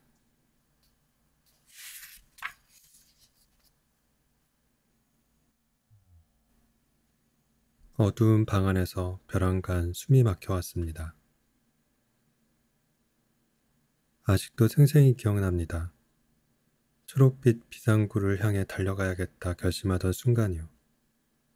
그날, 그 밤, 그 방 안에서 숨이 조여오던 그 기분. 호흡이라는 무의식적인 행위가 의식의 영역으로 넘어오던 순간의 공포. 제게 글쓰기는 그 감각으로부터 벗어날 수 있는 유일한 비상구였습니다. 내가 좋아하는 것은 무엇인가? 내가 잘하는 것은 무엇인가? 나는 어떤 사람인가? 나는 누구인가? 나에 관한 질문들 자주 고민하고 물어야 했습니다. 나로 태어나 나로 살아가는 동안 그보다 중요한 질문은 없을 테니까요. 안타깝게도 30대 중반까지 저는 그런 질문을 할 생각조차 못했어요. 한부모 가정에서 엄마의 사랑과 기대를 동시에 받고 자란 큰딸이었고 가정 형편도 어려웠어요. 입시를 잘 치러 좋은 대학에 가야 했고 안정적인 직장에 취업해야 했으며 늦지 않은 나이에 결혼해야 했어요. 대놓고 그래야 한다고 압박하는 사람은 없었지만 어련히 그래야 한다고 생각했습니다. 감사하게도 나에 관해 깊이 고민하지 않아도 그럭저럭 괜찮은 삶이었어요. 때마다 미션처럼 주어지는 일들, 입시, 취업, 결혼 등을 무사히 해냈고 많은 이가 너 정도면 잘하고 있다 라고 말해주었거든요. 의심할 여지 없이 잘 살고 있다고 생각했습니다. 시련은 전혀 예상치 못한 순간에 찾아왔어요. 결혼 후 이내 아이를 가졌습니다. 그러고 보니 임신과 출산까지도 별다른 어려움 없이 제때 해냈네요. 자연스러운 수준으로 출산휴가에 이어 육아휴직을 썼습니다. 사회관계는 일시정지되었고 저를 찾는 이는 오직 아이, 제가 찾는 이도 오직 아이였어요. 모든 욕구의 방향을 아이를 향해 재설정했습니다. 시간과 공간은 물론이고 머리와 마음도 전부 내어 아이에게 주었습니다. 충분히 사랑했고 더없이 사랑받은 시간이었죠. 아이가 자라는 모습을 보는 것만으로도 축복이라 여길 만큼 행복했습니다. 아이는 조금씩 자라는 듯 했지만 어느 순간 보면 훌쩍 자라있기도 했고요. 그 순간들이 아쉬워 육아일기를 썼습니다. 감격스러운 아이의 성장과 변화를 행여 잊을까봐 강박적으로 기록했어요. 시공간, 감정과 생각에 이어 언어까지 모두 아이를 위해 썼습니다. 별다른 갈증을 느끼지 않았어요. 아니, 그렇다고 생각했습니다. 가끔 원인 모를 공허함을 느낄 때면 배부른 감정이라고 생각했어요. 이토록 어여쁜 아이를 두고 이 정도로 안정적인 환경에서 살면서 감히 공허하다니.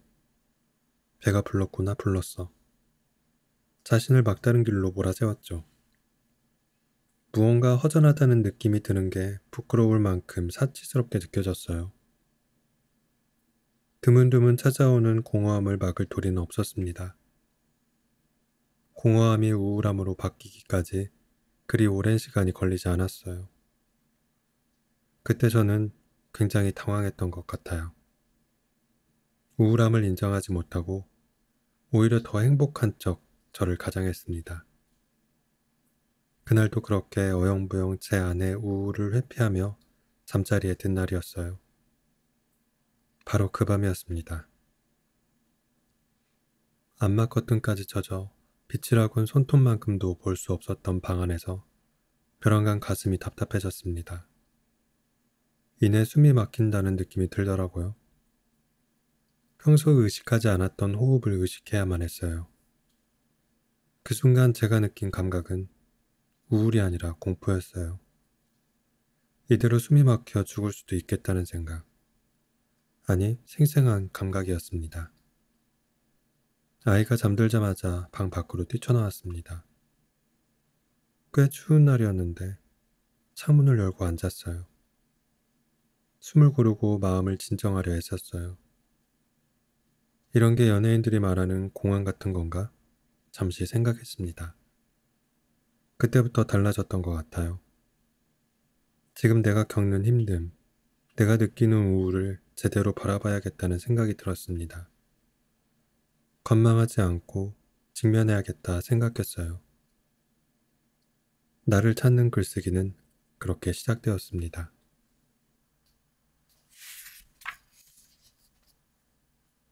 나와 연결되는 글쓰기를 시작했어요. 매일 쓰던 육아일기 대신 제 마음을 글로 써보았습니다. 이전의 일기에도 힘들다, 지친다라는 넋두리가 있었지만 명확하게 제 마음을 표현하지는 못했더군요. 마구 써봤습니다. 단어도 고르지 않고 앞뒤 문맥도 전혀 고려하지 않은 날것의 문장들이 쏟아졌어요. 차마 입으로는 뱉지 못했던 욕설도 섞여 있었어요. 더는 쓸 것이 없겠다고 생각한 순간 채 끝맺지 않은 문장에 마침표를 찍으며 옅은 해방감을 느꼈습니다. 아이를 보는 게 힘들다고 생각했지만 더 깊은 곳에는 사회관계의 단절에서 오는 외로움이 있었습니다. 남편과 육아를 제대로 분담하지 못하고 있다는 억울함이 있었고 익숙하지 않은 가사노동과 육아에 지친 몸과 마음이 있었어요. 나 때문에 아이가 잘못될지도 모른다는 두려움도 있었죠. 수면 가장 아래에 다다르자 도대체 이 생활 속에서 나는 어디로 사라졌을까? 라는 의문이 들었습니다. 엄마였지만 그 이전의 나였어요. 엄마는 제게 부여된 새로운 역할일 뿐 저의 전부가 아니었습니다. 그런데 마치 전부인 것처럼 나를 완전히 내려놓은 채 엄마로만 살고 있었던 거예요. 이대로는 안 되겠다는 결심이 섰어요. 어떻게든 흐려진 나를 찾고 싶었습니다. 나를 생각하고 싶었고, 나를 이해하고 싶었으며, 나를 더 많이 사랑하고 싶었어요. 나는 어떤 사람일까? 그 뒤로 자주 물었습니다.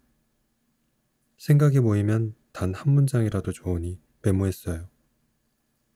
이전에 하던 일이나 앞으로 하고 싶은 일, 중요하게 생각하는 가치,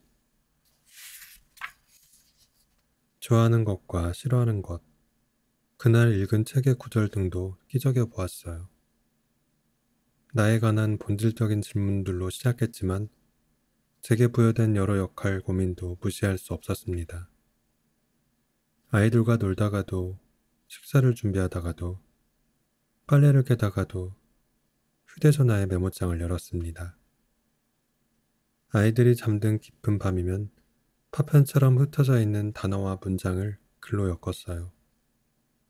아이들의 성장과 변화를 기록하기에 바빴던 육아일기는 조금씩 제 마음과 언어를 담아내기 시작했습니다. 독자는 오로지 나 한 사람이었지만 아쉽지 않았습니다. 누구에게 보이기 위해 쓴 글이 아니었으니까요. 애써 남기지 않으면 기억하지 못할 생각과 감정을 기록하고 싶었어요. 풀 한 폭이 없는 이 길을 걷는 것은 담 저쪽에 내가 남아있는 까닭이고 내가 사는 것은 다만 잃은 것을 찾는 까닭입니다. 윤동주 길. 시인의 문장처럼 잃은 나를 찾기 위해서 글쓰기를 시작했습니다. 담 저쪽에 남아있는 나와 연결되기 위해 풀 한 폭이 자라지 않는 길을 걷고 또 걸었습니다. 지금의 제 글쓰기는 조금 더 넓은 세계를 향해 나아가는 중이에요.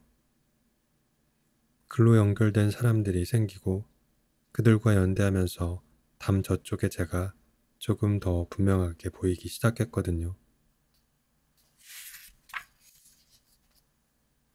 글쓰기에는 특별한 무언가가 꼭 필요할까요?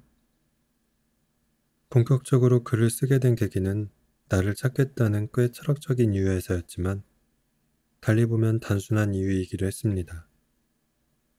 나와 연결되고 싶다는 내면의 목소리를 받아낼 그릇이 필요했고 그 도구로 글쓰기만 한 것이 없었으니까요. 육아의 메인 몸이라 이동이 자유롭지 않았고 여유도 부족했습니다. 글쓰기는 여러모로 제약이 적었어요. 준비물이라고 해봐야 휴대전화의 메모장이 전부였고 일정한 시간을 정해놓고 매달리지 않아도 시도해볼 만했죠. 그러나 이런 생각에 동의하지 않는 분들도 꽤 많았습니다. 아이를 키우며 글을 쓰는 저를 대단한 사람으로 치켜세우는 분들도 많았고요. 책을 낸 이후에는 그 치켜세움이 민망할 정도였어요. 저에게는 가장 쉽게 접근할 만했던 글쓰기가 누군가에게는 왜 그토록 대단하게 보였을까요? 많은 분이 글쓰기를 특별한 이들의 영역이라 생각합니다. 지인들에게 글쓰기를 권했을 때 가장 많이 들은 말이 쓸 게 없다와 어떻게 써야 할지 모르겠다였어요. 그 말의 숨은 뜻을 생각해보면 글로 써낼 만한 특별한 경험이 없다 혹은 글로 써낼 특별한 재능이 없다는 말이었습니다. 정말 글을 쓰려면 특별한 무언가가 있어야 하는 걸까요? 오래전부터 일기를 썼어요. 결혼 전부터였으니 10년쯤 되었네요. 매일 쓰던 때도 있었지만 1년 가까이 쓰지 못한 때도 있었어요. 그래도 제게 글쓰기의 출발을 묻는 분들이 있다면 10년 전의 일기부터 말씀드리고 싶어요. 30년 가까이 엄마의 그늘에서 살다가 취업을 하면서 처음으로 독립했습니다. 대부분 사회초년생이 그렇듯 작은 원룸에서 시작했어요. 어찌되었든 처음에는 마냥 좋았습니다. 나만의 공간이 생겨서 좋았고 내가 돈을 벌어 원하는 대로 사는 것도 꽤 즐거웠어요. 그런데 그 마음이 오래가지는 않더라고요. 처음 하는 일은 힘에 부쳤고 뜻대로 되지 않았어요. 혼자 맞는 밤은 자주 두려웠고 종종 외로웠습니다. 마음을 둘 곳이 없어서 싱글 침대에 엎드려 두서없이 한두 문장씩 쓰기 시작한 것이 일기의 시작이었습니다. 희한하게도 쓰고 나면 좀 나아졌어요. 두려움은 덜해졌고 외로움은 덜어졌습니다. 가끔은 용기가 났고 스스로를 칭찬해주고 싶었어요. 그렇게 혼자 살던 5년 동안 꾸준히 일기를 썼습니다. 그 일기가 태교일기로 다시 육아일기로 이어졌어요. 하지만 그때는 글을 쓴다고 인식하지 못했습니다. 그때까지만 하더라도 저 역시 글쓰기는 좀 더 특별한 일이라고 생각했던 것 같아요. 육아일기에 육아의 경험 대신 나의 마음을 털어놓던 날, 해방감을 느꼈다고 말씀드렸는데요. 그 감정이 저를 본격적인 글쓰기의 세계로 들어서게 한 것은 분명합니다. 하지만 돌이켜보면 그 바탕에는 오래 써온 일기의 힘이 있었어요. 나를 찾고 싶다고 생각했을 때 글쓰기를 떠올린 것은 우연이 아니었습니다. 글쓰기에 특별한 재능이 있어서도 아니고 특별한 경험을 해서도 아니었어요. 매일 쓰던 일기장이 유일하게 나와 마주할 공간으로 인식되었을 뿐입니다. 이런 이야기를 친한 동생에게 했더니 언니, 나라면 글을 쓸 시간에 친구랑 수다를 떨거나 드라마를 보거나 쇼핑을 하겠어. 언니는 도대체 무슨 에너지로 글을 쓰는 거야? 라고 묻더군요. 수다 떨기, 드라마 보기, 쇼핑하기. 저도 이미 다 해봤죠. 아이 엄마가 된 친구들과 통화를 하며 넋두리도 해보고 아이가 잠든 시간에 넷플릭스 드라마를 몰아보기도 수차례 했어요. 아이 물건을 왕창 사면서 언제 입게 될지도 모를 원피스도 사보고요. 그런데도 해소되지 않는 무언가가 계속 남아있더군요. 글을 쓰면서 깨달았습니다. 수다를 떠는 일도, 드라마를 보는 일도, 쇼핑을 하는 일도 모두 발산보다는 수렴에 가까운 행위라는 것을요. 수다를 떤다는 건 내 이야기를 하는 것만큼이나 상대의 이야기를 들어줄 준비가 되어 있어야 했어요. 내 이야기를 실컷 하더라도 상대의 공감과 지지를 얻을 수 있을지 없을지 확신할 수도 없었고요. 어디까지 이야기를 해야 하고 어디까지 숨겨야 할지도 고민스러웠습니다. 드라마를 보는 일은 더했어요. 드라마 속 인물들의 감정선을 따라가는 게 벅찼습니다. 내 감정도 해소가 안 되는데 타인의 감정에 공감하거나 분노할 에너지가 전혀 없었어요. 쇼핑으로 무언가를 사들여 가뜩이나 여유 없는 공간을 채워가는 일은 그 자체로도 숨막히는 일이었습니다. 제게는 수렴이 아닌 발산의 도구가 필요했어요. 눈치 보지 않고 내 안의 감정을 꺼내놓을 시공간이 필요했고, 역할 속의 나가 아닌 본질적인 나의 이야기를 털어놓을 방법이 필요했습니다. 에너지가 남아서 그랬던 게 아니에요. 오히려 에너지가 너무 없어서 에너지를 회복하려는 발버둥에 가까웠어요. 그러니 잘 쓰고 못 쓰고는 전혀 중요하지 않았습니다.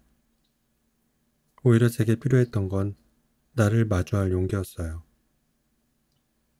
특별하지 않은 일이어도 직접 경험한 일이면 글감이 되었고, 특별한 재능이 없어도 제 마음을 온전히 담아내는 문장이면 충분했어요. 요즘도 역할에 몰두하느라 나가 흐려진 느낌이 들 때면 주저없이 글을 씁니다. 하얀 종이는 아무런 평가도 하지 않고 그저 제 이야기를 담아내줘요. 그렇게 쓰고 또 쓰면서 저는 저와 만나요. 누구도 대신 해줄 수 없는 깊고 진한 위로를 주고받으며 다시 나로 살아갈 에너지를 얻습니다.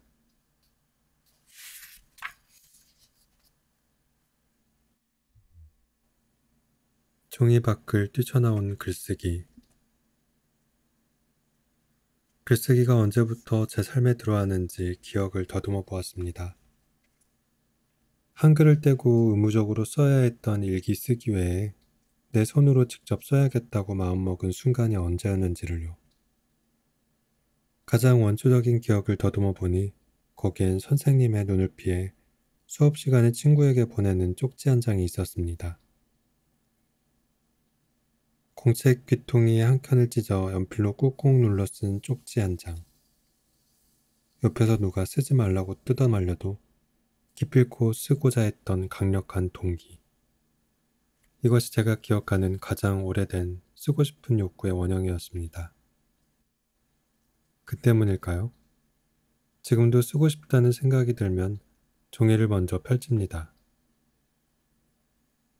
아무도 없는 텅 빈 운동장 같은 그곳에 사각사각 속상했던 마음, 복잡한 심경, 목 놓아 울고 싶을 때나 양껏 떠들고 싶은 날, 덤덤하게 지나가는 보통의 하루도 한 줄 한 줄 풀어내다 보면 차곡차곡 기분이 정리되는 느낌이 들거든요. 신혼 때는 특히 자주 종이를 찾았습니다. 한국과 일본을 오가던 원거리 연애를 마치고 명실공히 부부가 되어 사랑하는 사람과 한 공간에서 살게 된 것은 더없이 반가운 일이었지만 그게 전부인 내 하루는 초라하고 볼품없어 보였습니다. 그럴 때면 공연히 무슨 복을 누리자고 남의 나라 땅에서 이러고 있나? 내 나라 내 땅이면 내 목소리로 실컷 소리 지를 수 있을 텐데 하는 억울한 마음이 들었죠. 그럴 때마다 종이 위에 적었습니다. 어디 가서 무엇을 보고 누구를 만나 어떤 감정을 느꼈는지 나의 하루와 나의 마음이 바스러져 없어지지 않도록 내 손으로 단단히 빚어내고 싶다는 생각이 들었습니다. 누가 뭐라 해도 종이만큼은 내 땅이니까.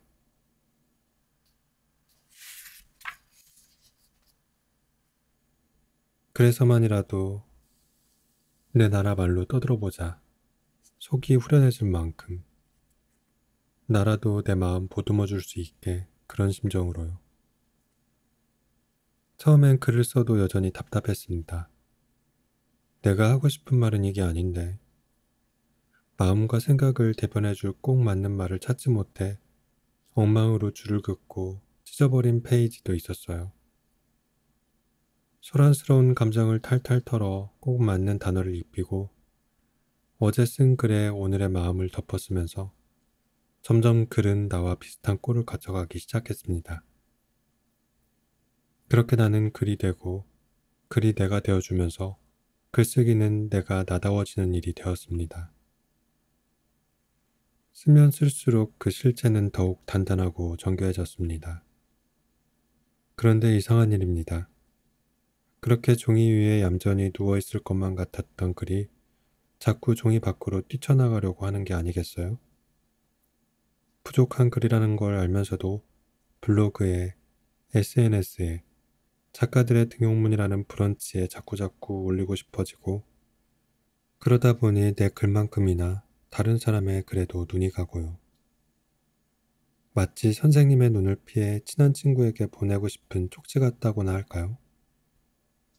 나중에 알게 된 사실이지만 글은 태생부터 그런 성질을 가지고 있더군요. 나에게서 시작해 독자로 나아가는 성질이요. 쪽지를 건네는 마음으로 수줍게 고백합니다. 우리의 글은 읽히기 위해 태어났어요.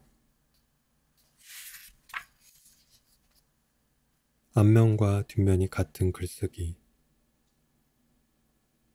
회사에 데키스기군이라는 별명을 가진 직원이 있습니다. 데키스기는 만화 도라에몽에 나오는 노진구의 학급 친구 중 한 명인데요. 너무 잘하는 영재라는 뜻의 이름대로 공부면 공부, 운동이면 운동, 뭐든지 잘해내는 인기 캐릭터입니다. 한국에선 박영민이란 이름으로 번역되었다고 해요. 그런 저희 회사 자랑인 데키스기 군으로 말하자면 영어와 일본어는 물론이요, 컴퓨터까지 잘 만지는 공대 오빠 같은 느낌이랄까요? 신뢰가 느껴지는 첫인상에 누구와도 각을 세우지 않으니 윗사람에겐 두터운 신임을, 아랫사람에겐 선망을 한 몸에 받는 그야말로 델롬데릴 스타일. 아무리 꼬이고 어려운 일도 데키스기 군의 손을 거치면 술술 해결책이 나옵니다. 그래서인지 입사부터 지금까지 누가 데키스기 군과 부딪혔다는 소리를 들어본 적이 없답니다. 데키스기 군과 첫 만남은 면접 자리였습니다. 정황상 제가 구직자고 그가 면접관이었을 것 같지만 이력서를 가지고 온 건 그쪽이고 저는 이력서와 그의 얼굴을 번갈아 훑어보던 면접관이었습니다.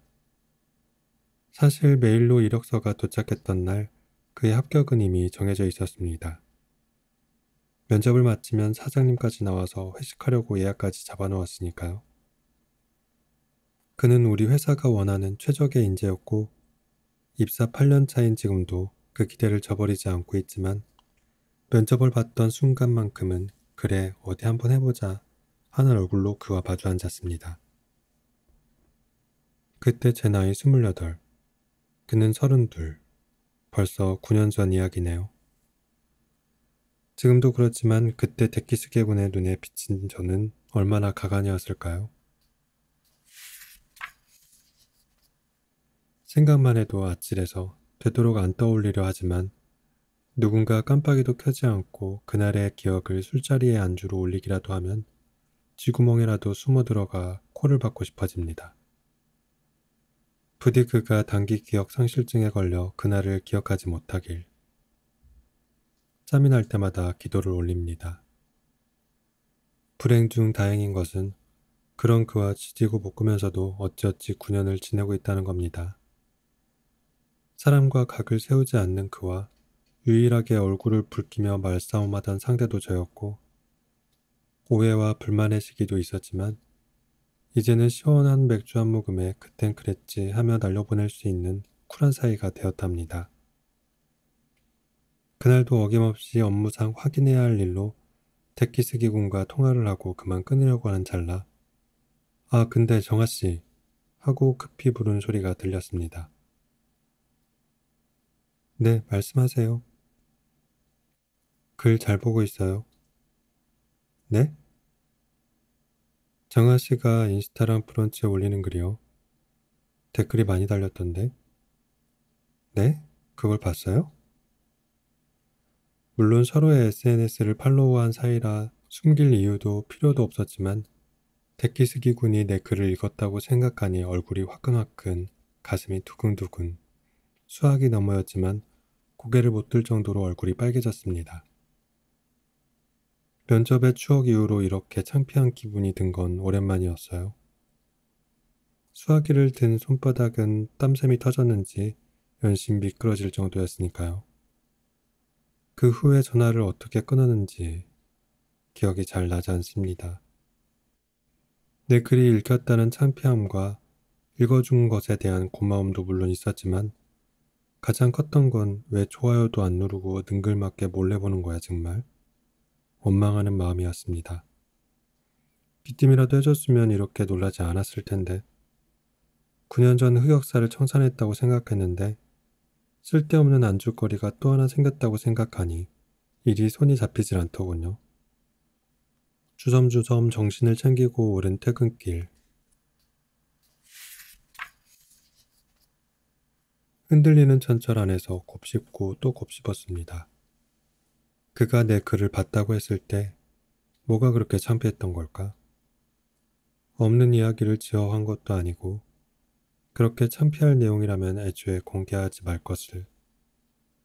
일면식도 없는 사람들이 보는 건 괜찮고 회사 사람들이 보면 안 되는 글이 따로 있는 건가? 헝클어진 마음이 차창 밖 풍경과 함께 정신없이 지나가는 것 같았습니다. 이제와 생각해보니 그건 글과 나 사이의 경계를 그가 알고 있었기 때문이 아니었을까요? 한번 내뱉으면 주워 담을 수 없는 말과 달리 글은 몇 번이고 만지고 다듬는 과정을 거칩니다. 별것 아닌 이 글을 쓰는 지금도 말이죠. 정아씨, 글 잘 보고 있어요. 라는 그의 말에 순간적으로 편집된 나와 날것의 나가 일치했을까? 너무 꾸미거나 다른 건 아닌가? 하는 마음이 덜컥 드러나 봅니다. 혹시 그 오차 범위가 크면 어쩌나 싶은 생각에 아차 했던 것이 아니었을지. 덕분에 저는 한 가지 결심했습니다. 앞면과 뒷면이 같은 글을 쓰자. 솔직한 글을 쓰고 있다고 생각했지만 어쩌면 자신을 속이고 있는지도 모르는 일이니까요. 지금도 글을 쓸 땐 데키스기군의 얼굴을 리트머스 종이 삼아 물어봅니다. 과연 그가 읽어도 되는 글인가? 이 글은 그렇게 적은 글입니다. 고마워요, 데키스기군. 서로 다른 생각이 부딪히는 일, 건배. 혼술도 좋다지만 저는 건배하는 술자리가 더 좋습니다. 그렇다고 와글와글 사람 많고 시끄러운 술자리는 아니고 단둘이라도 마주보고 앉아 짠을 하며 잔을 부딪히며 시원한 목넘김과 시시콜콜한 이야기를 나누는 자리가 좋습니다. 잔이 부딪히는 것만큼 반가운 것이 또 하나 있는데요. 그건 바로 서로 다른 생각들끼리 부딪히는 일입니다. 일본에선 보기 드물게 토론 문화가 발달한 회사에서 13년째 뒹굴고 있다 보니 서로 다른 생각을 마주하고 때때로 원성이 높아지는 토론 자리를 좋아하게 되었습니다. 그래서인지 나와 다른 생각과 마주치면 괜히 귀가 쫑긋해지곤 합니다. 하지만 이것도 회사라는 울타리 안의 일이라 일상생활을 하면서 나와 다른 생각을 정면으로 마주하는 경우는 극히 드문 일입니다. 가족이 아니고서야 웬만하면 요령껏 피하거나 입을 다무는 것이 자연스럽고 익숙한 풍경이겠죠. 그러던 어느 날 아이들을 재우려 침대에 머물리는 시각에 한 통의 메시지가 도착했습니다. 정아 작가님은 스스로가 정한 글에 대한 기준이 높으신 게 아닐까라는 생각이 들어요. 글을 쓸 때 자기 검열을 많이 하실 것 같은 느낌이랄까요? 하지만 누구한테 보여주기 위한 글이라는 생각보다는 내 안에 담긴 이야기를 솔직하게 풀어내는 경험을 늘려가 보는 게 좋지 않을까 싶습니다. 메시지창에서 눈을 뗄 수가 없었습니다. 그림책을 읽어달라 칭얼대는 아이에게 아빠한테 읽어달라 그래 하고 얼른 휴대폰을 챙겨 화장실로 숨어 들어갔습니다. 같은 메시지를 몇 번이고 다시 읽으며 와지직 제 안에 무언가가 와르르 무너지는 듯한 강렬한 느낌을 받았어요. 그도 그럴 것이 제가 평소에 고민하던 것과 정반대의 피드백이었기 때문이에요. 글쓰기에 있어 저의 고민은 너무 내 얘기만 적는 게 아닐까 하는 것이었어요. 어제와 오늘 내 주변에서 일어난 신변잡기성 글이 대부분이라 솔직하긴 한데 쓸모가 없는 글 같았거든요. 나에게는 의미 있는 만남이고 깨달음이지만 과연 이게 다른 이들에게 읽힐 가치가 있는 글일까? 너무 나에게만 초점이 맞춰져 있는 것은 아닐까? 그런 고민 탓에 책쓰기 같은 외치는 글쓰기가 아닌 내 안을 채우는 글쓰기에 먼저 집중하자 못 박아둔 참이었거든요. 그런데 웬걸? 그마저도 마음에 있는 이야기를 솔직하게 담지 못하고 자기 검열을 하는 것 같은 인상을 주었다니. 앞면과 뒷면이 같은 글을 쓰겠노라 선언한 뒤라서 충격이 더 컸습니다. 내가 너무 솔직하지 못했나? 사람들의 눈을 의식했나? 나도 모르게 글 속에 그런 불안한 마음이 들어갔던 걸까? 생각지도 못한 물음표가 머리 위로 쏟아졌습니다. 동시에 속이 뻥 뚫리는 기분도 들었습니다. 사람은 자기가 보고 싶은 것만 보고 듣고 싶은 것만 듣는 법이라 나와는 다른 의견, 다른 생각은 마주하기 불편하니까 외면하고 덮어두기 마련인데 그래서야 발전이 없다는 건 자명한 일이니까요. 다행히 평소 나의 글에 애정을 가지고 꼼꼼히 봐주시는 문우님의 의견이라 오해 없이 받아들일 수 있었어요. 지향하기에 더 많이 경계해야 한다는 것을 깨닫는 순간이었습니다. 난 솔직한 글을 쓰고 있어 라는 자기 최면에 빠져 있는 건 아닌지, 지금 하는 고민의 시작이 잘못된 것은 아닌지, 멈춰서서 뒤돌아볼 필요가 있다는 느낌이 들 때쯤 엄마 똥 싸? 라는 소리와 함께 현실 세계로 소환. 자야지 하고 침실에 불을 껐습니다. 하지만 그날의 메시지는 저에게 문신처럼 깊이 남았습니다. 내 생각과 정반대에서 날아온 뜻밖의 충고 덕분에 한쪽으로 기울어져 있던 마음도 일으켜 세울 수 있었고요. 다짐뿐인 인생에 또 하나의 다짐을 추가합니다. 맥주는 거품 맛으로 먹지만 그래선 빼도록 하자. 그리고 부딪히는 일을 두려워하지 말자. 서로 다른 의견으로 건배.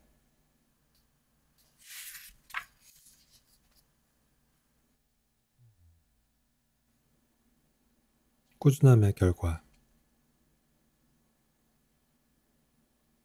꾸준함을 믿어요. 이 문장을 제 삶의 모토로 삼았던 적이 있었습니다. 인스타그램과 블로그 프로필에 떡하니 써놓았지요. 이 근거 없는 믿음이 진실임을 증명해 보이고 싶었어요. 특별한 스펙이나 뒷배경이 없어도 꾸준히 쓰기만 하면 홍보하지 않아도 사람들이 먼저 내 글을 읽어줄 것이고 수입으로 연결되리라 기대했지요. 하지만 현실은 제가 예상했던 결과와 달랐습니다. 결혼 후 해외 생활을 시작한 저는 경단녀가 되었습니다. 남편이 가져다주는 생활비는 가족들이 먹고 마시고 입는 일에 대부분 사용했어요. 나를 위해 쓰는 돈은 왜 그렇게 사치처럼 느껴지던지요. 저는 제 힘으로 돈을 벌어서 오롯이 나를 위해 쓰고 싶었습니다. 다시 일을 할 수 있을까? 한 번씩 떠올려 보곤 했습니다. 남편은 제 간호사 면허증을 최후의 보루라고 말했죠. 하지만 한국으로 돌아갈 듯 돌아가지 못했기에 면허증은 여전히 무용지물이랍니다. 저는 인정받기 위해 사는 사람이었습니다. 설량이라는 이름은 저를 위한 이름이 아니라 다음엔 꼭 아들 동생을 데려오라며 할아버지께서 지어주셨어요. 이름 덕분인지 정말로 남동생이 태어났답니다. 넷째 딸로 태어나자마자 마주한 존재의 미학은 저를 소심하고 눈치를 많이 보는 아이로 만들었습니다. 자존감은 언제나 바닥이었어요. 낮은 자존감으로 세상을 살아가기 위해서는 인정의 말이 필요했죠. 이름처럼 정말 착하구나. 이 말을 들어야만 인정받는 것 같았어요. 저는 점점 더 착한 사람이 되었습니다. 병원에서 일을 하며 단단히 붙잡고 있던 자존감은 전업주부가 된 후 더욱 떨어져 버렸어요. 선량한 사람이라는 인정은 엄마라면 당연한 의무로 바뀌었습니다. 손이 빠르고 친절한 간호사의 모습은 사라지고 티나지 않은 집안일을 꾸역꾸역 해내는 주부의 모습만 남았죠. 유독 예민하고 많이 보채던 첫째 아이를 해외에서 키우는 동안 엄마가 끼고 살아서 그런다. 엄마가 다 받아줘서 그런다. 아이를 어린이집에 보내지 않아서 사회성이 없다라는 말을 들었습니다. 일반적이지 않은 내 아이의 행동은 모두 엄마인 제 탓이었어요. 육아할 때도 집안일을 할 때도 인정의 말은 들을 수 없었습니다. 제 이름을 다시 찾고 싶었어요. 그 누구도 아닌 바로 나를 위한 이름으로요. 그래서 글을 쓰기 시작했어요. 어떻게 써야 하는지도 모른 채 무작정 썼습니다. 티도 나지 않은 주부의 일에 비해 글쓰기의 결과물은 바로바로 생겼습니다. 형용사와 부사로 잔뜩 꾸며댄 글이었죠. 그게 마치 저를 꾸며주는 것 같았습니다. 그동안 참 많이도 썼어요. SNS에도 쓰고 책도 쓰고 전자책도 썼습니다. 쓰고 또 써도 계속 쓰고 있어서 신기하죠. 덕분에 꾸준히 쓰는 사람으로 인정받을 수 있었어요. 이 인정의 말은 자존감의 벼랑 끝에 서 있던 저를 붙잡아 주었습니다. 하지만 꾸준함의 결과가 경제적 독립으로 이어지지 못했어요. 글을 써서 내 힘으로 돈을 벌어 오롯이 나를 위해 쓰겠다는 포부는 점점 사라졌습니다. 글쓰기 말고 기술을 배워야 했나? 후회했어요. 하지만 이런 후회를 하기엔 이미 늦었다는 것도 깨달았지요. 살기 위해 쓰는지 쓰기 위해 사는지 더 이상 목적과 행위를 따로 생각할 수 없게 되었거든요. 새벽에 눈을 뜨면서부터 어떤 글을 쓸지 생각합니다. 아이들과 대화하다가도 부부싸움을 하다가도 글감을 떠올립니다. 책을 읽을 때도 커피를 마실 때도 기쁜 일이 있을 때도 힘든 일이 있을 때도 마음속 노트에 문장을 씁니다. 이미 제 크로노스는 삶과 씀의 경계를 구분할 수 없는 애매모호한 일상으로 가득 차버렸습니다. 꾸준히 쓴 글이 여전히 여기저기 남아 있습니다. 제 마음을 붙잡아 주었던 1인칭의 글이 조금씩 타인으로 연결되었습니다. 꾸준함의 결과는 제가 기대했던 경제적 독립이 아니었어요. 그건 바로 사람이었습니다. 프로필에 써두었던 꾸준함에 대한 믿음을 지웠습니다. 대신 다른 문장을 썼습니다. 글과 삶과 사람을 연결합니다.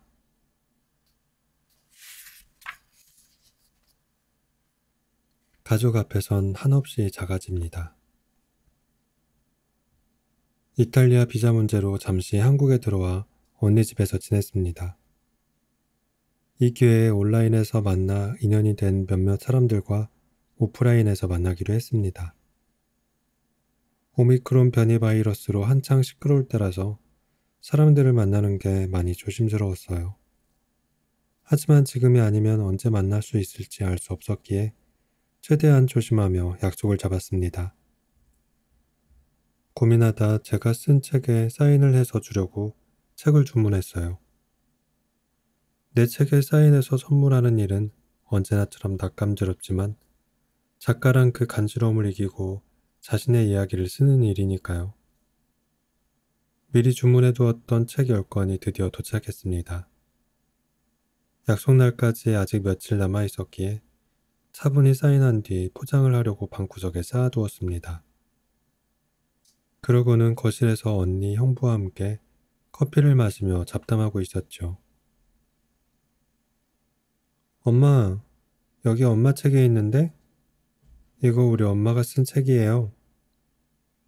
둘째 아이가 양손에 책을 하나씩 들고 거실로 나오며 오두방정을 떨었습니다. 순간 너무 부끄러워 아이의 손을 잡아 끌며 방으로 들어갔습니다. 제발 그러지 좀 마.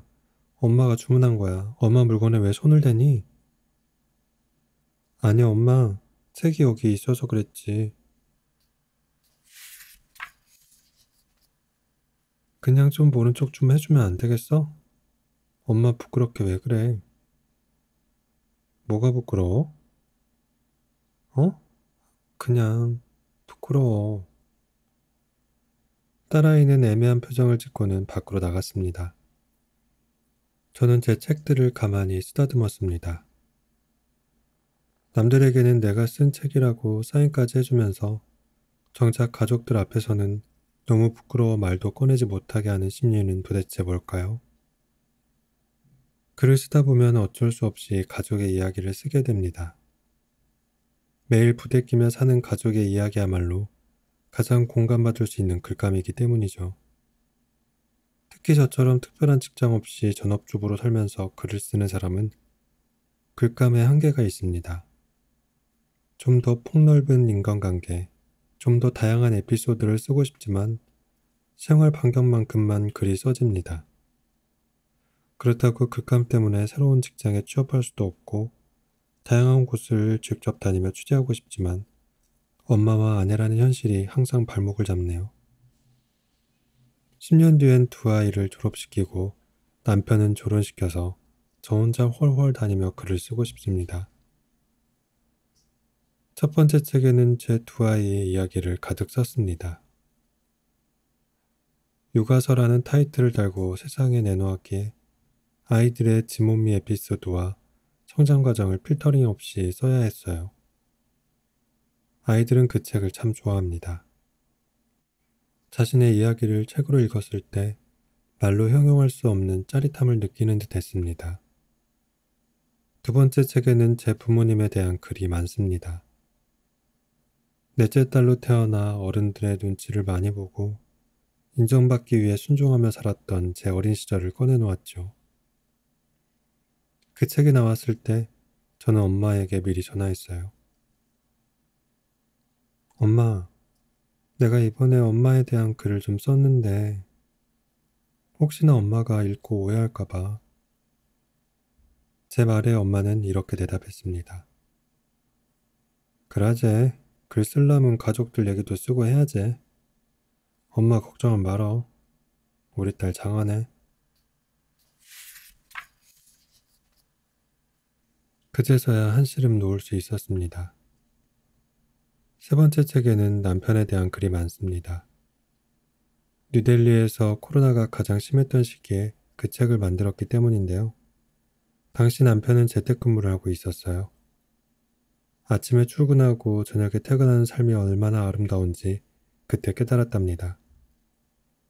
남편은 제 책을 한 권도 제대로 읽지 않았어요.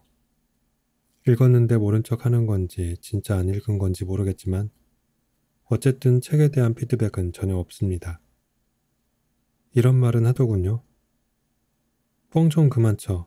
내가 언제 그랬어? 제 친언니는 그 책을 읽고 울었다고 했어요. 실제 상황과 책 속의 문장이 겹쳐져서 더 심하게 감정이입이 되었다는군요. 책을 사이에 두고 만나는 작가와 독자의 거리는 꽤 멀다고 할 수 있습니다. 제 실제 모습을 모르는 독자들은 제가 묘사한 책 속의 저만 알 뿐이죠. 독자들 앞에선 덜 민망한 것 같아요. 하지만 제 민낯을 모두 아는 가족 앞에선 한없이 부끄럽고 미안하고 쑥스럽습니다. 인스타그램에 친정아버지가 추천인으로 떠도 절대 팔로우하지 않는 이유 역시 마찬가지인데요. 가족에 대해 글을 읽는 것도 내 글에 대해 언급하는 것도 모른 척하며 살고 싶어요. 저는 여전히 가족이 등장하는 에세이를 주로 씁니다. 작가로서의 설량이는 독자의 공감을 얻고 재밌다는 반응을 얻기 위해 19금 에세이도 마다하지 않습니다. 재밌다, 더 읽고 싶다 라는 독자의 피드백 때문에 더욱더 내밀하고 농밀한 에피소드를 떠올리기도 합니다. 하지만 여전히 가족이라는 산은 넘지 못했어요. 내 모든 경험을 쓰고 나면 가족들은 염려할 것이고 내 상처라고 고백한 그 부분들 때문에 가족들이 오히려 상처받을 수도 있기 때문입니다. 가족들은 이런 제 글을 보지 않았으면 좋겠어요. 내가 쓴 글을 SNS에서 가족들이 보더라도 좋아요를 누르거나 댓글은 절대 달지 않기를 바랍니다. 독자들 앞에선 과장된 목소리로 글을 씁니다. 라고 말을 하지만 가족들 앞에선 한없이 작아지기만 합니다. 제 글과 삶이 일치하여 더 이상 작아지지 않을 때 당당하게 가족들 앞에서 제 책을 꺼내들 수 있을 것 같습니다. 전공자가 아니라는 늪에서 벗어나기. 인기 있는 책의 작가님들을 찬찬히 들여다보면 국문학과, 문해창작학과를 전공했거나 방송작가 경력이 있거나 오랫동안 문학이나 국어를 가르친 분들이 많습니다. 아무나 글을 쓸 수 있고 책을 출간하여 작가가 되는 시대가 되었지만 전공자나 경력자의 문장은 뭔가 다른 것 같아요. 배운 티가 난다고나 할까요? 어쩌면 당연한 일이죠. 10년 넘게 경력이 단절되어 있지만 간호학을 전공했고 병원에서 일한 경험이 있기 때문에 가족들이 위급한 순간에 적절하게 대처할 수 있는 것과 비슷하겠죠? 글을 꾸준히 쓰고 책을 직접 만들지만 제 안에서 사라지지 않는 소리가 하나 있습니다. 나는 전공자가 아니라서 아직 많이 부족해. 이 소리의 볼륨이 커지면 저는 한없이 나락으로 떨어집니다. 내가 지금 뭘 하고 있나? 무엇을 위해 글을 쓰고 있나? 이렇게 쓴다고 누가 알아주나? 왜 글을 쓰고 있나? 회의적인 질문을 스스로 던지기 시작하면 글쓰기는 더더욱 어려워집니다. 내가 그렇지 뭐. 글을 배워본 적이 없으니 글을 이어서 쓸 힘도 부족하지. 나는 아직 멀었네 멀었어. 결국 자기 비하로 번지고 맙니다. 자기 비하의 늪에 한번 빠지기 시작하면 다시 나오기가 영 힘들어요. 그런데 이것이 자존감의 문제라는 걸 깨달았습니다. 그 분야를 전공했거나 오랜 경력을 가지고 있더라도 자존감이 낮은 사람은 저처럼 자기 비하의 늪에 자주 빠지더군요. 자세히 들여다보니 그 자존감은 어린 시절과 연관되어 있고 성취의 경험과도 관련이 있다는 걸 알 수 있었어요. 저는 책 만들기 1:1 코칭을 하고 있습니다. 얼마 전에 두 번째로 코칭했던 작가님의 책에 출간되었어요. 기획과 목자부터 표지와 내지까지 코칭한 후에 전자책과 종이책으로 만들어 출간했죠. 책을 준비하는 모든 과정이 쉽지 않았지만 그 중에서도 작가님이 가장 힘들어했던 시기는 초고를 쓸 때와 출간하기 직전이었어요. 초고를 쓰는 일은 꽤 힘겹습니다. 책이 될 수 있는 분량의 글을 기획과 목차에 맞춰 써내야 하기 때문입니다. 하지만 초고가 있어야 퇴고를 할 수 있고 퇴고해야 책을 만들 수 있기 때문에 가장 중요한 일이죠. 초고를 쓰는 동안 작가님도 많이 힘들어 하셨어요. 바쁜 일상도 한몫했지만 내가 무슨 책이야. 아직은 아닌가 봐. 라고 생각하셨다고 해요. 힘들었던 퇴고를 끝냈지만 전자책과 종이책으로 등록하기 직전에도 작가님은 괴로워하셨습니다. 내용이 너무 엉망인 것 같다고, 너무 부실한 것 같다고, 욕먹을 것 같다고 두려워하셨죠. 공채 아나운서 경력도 있으시고 14년간 스피치 강사로 일하신 분인데 왜 이렇게 자신감이 없으실까? 이해할 수 없었어요. 평소엔 정말 당당하고 자신감 넘치는 모습이셨거든요.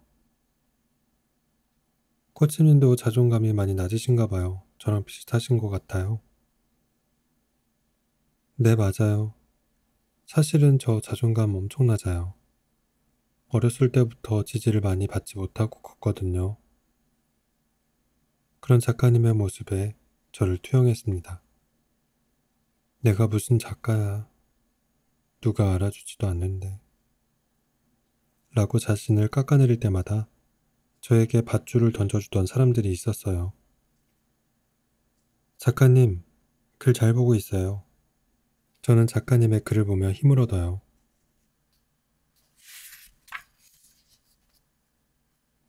라며 잠시 멈춰 흔적을 남겨주시는 분들. 작가님, 책 재밌게 읽었어요. 많이 공감했어요. 라며 의기소침해진 마음에 용기를 주시는 분들. 이 말들은 자기 비하의 늪에 빠져있던 저에게 드리워진 밧줄이었어요. 응원과 공감의 문장이 얽히고 설켜 튼튼한 자존감의 밧줄을 만들어 주었죠. 저는 매번 그 밧줄을 붙들고 자기 비하의 늪에서 빠져나올 수 있었습니다. 코치님, 글 좋아요. 많은 사람에게 도움이 될 거라 생각해요. 자신감을 가지세요. 글이 별로였다면 종이책으로 만들자는 말도 안 했을 거예요. 제가 독자들에게 받았던 목소리 그대로 코치님에게 되돌려드렸어요. 제가 전한 진심의 소리가 튼튼한 밧줄이 되기를 바라면서요. 발표 불안을 가진 사람은 스피치를 진지하게 대하며 성의 있게 준비하고 연습도 많이 해보기 때문에 더 좋은 스피치를 할 수 있다고 수강생들에게 이야기합니다. 발표 불안은 극복해야 할 문제가 아니라 발표를 더 잘하게 해주는 요소입니다. 코치님의 책에는 발표 불안에 대한 글이 있습니다. 발표 불안이 있는 사람은 발표를 잘하기 위해 더 연습하고 노력하며 더 준비한다는 글이었어요. 발표 불안은 극복해야 할 문제가 아니라 발표를 잘해주게 해주는 요소라는 문장을 읽고 저는 큰 위안을 받았습니다. 자신의 부족한 점을 아는 사람은 오히려 더 노력할 것이고 노력이 자신을 더 발전시켜 줄 거라는 믿음이 생겼습니다. 전공자가 아닌 저는 글을 쓸 때마다 초록색 검색창을 띄워둡니다. 기억이 잘 나지 않는 어휘를 검색해 보거나 유의어 반의어를 검색해 봅니다. 조금 더 특별한 단어가 있지는 않은지 검색하기도 합니다. 원하는 어휘가 떠오르지 않으면 단어를 조합해 새로운 어휘를 만들어내기도 합니다. 그렇다 보니 한 편의 글을 완성하기까지 점점 더 많은 시간이 걸립니다. 이 애씀이 결코 헛되지 않길 바랄 뿐입니다. 이러다 난 전공자가 아니니까 라는 자기 비하의 늪에 다시 빠질지도 모르겠어요. 하지만 늪에 빠져있는 시간은 그리 길지 않을 거예요. 독자의 응원과 내 부족함을 채워줄 노력이 있으니까요. 그럼에도 불구하고 제가 계속 쓸 수 있는 가장 큰 이유입니다.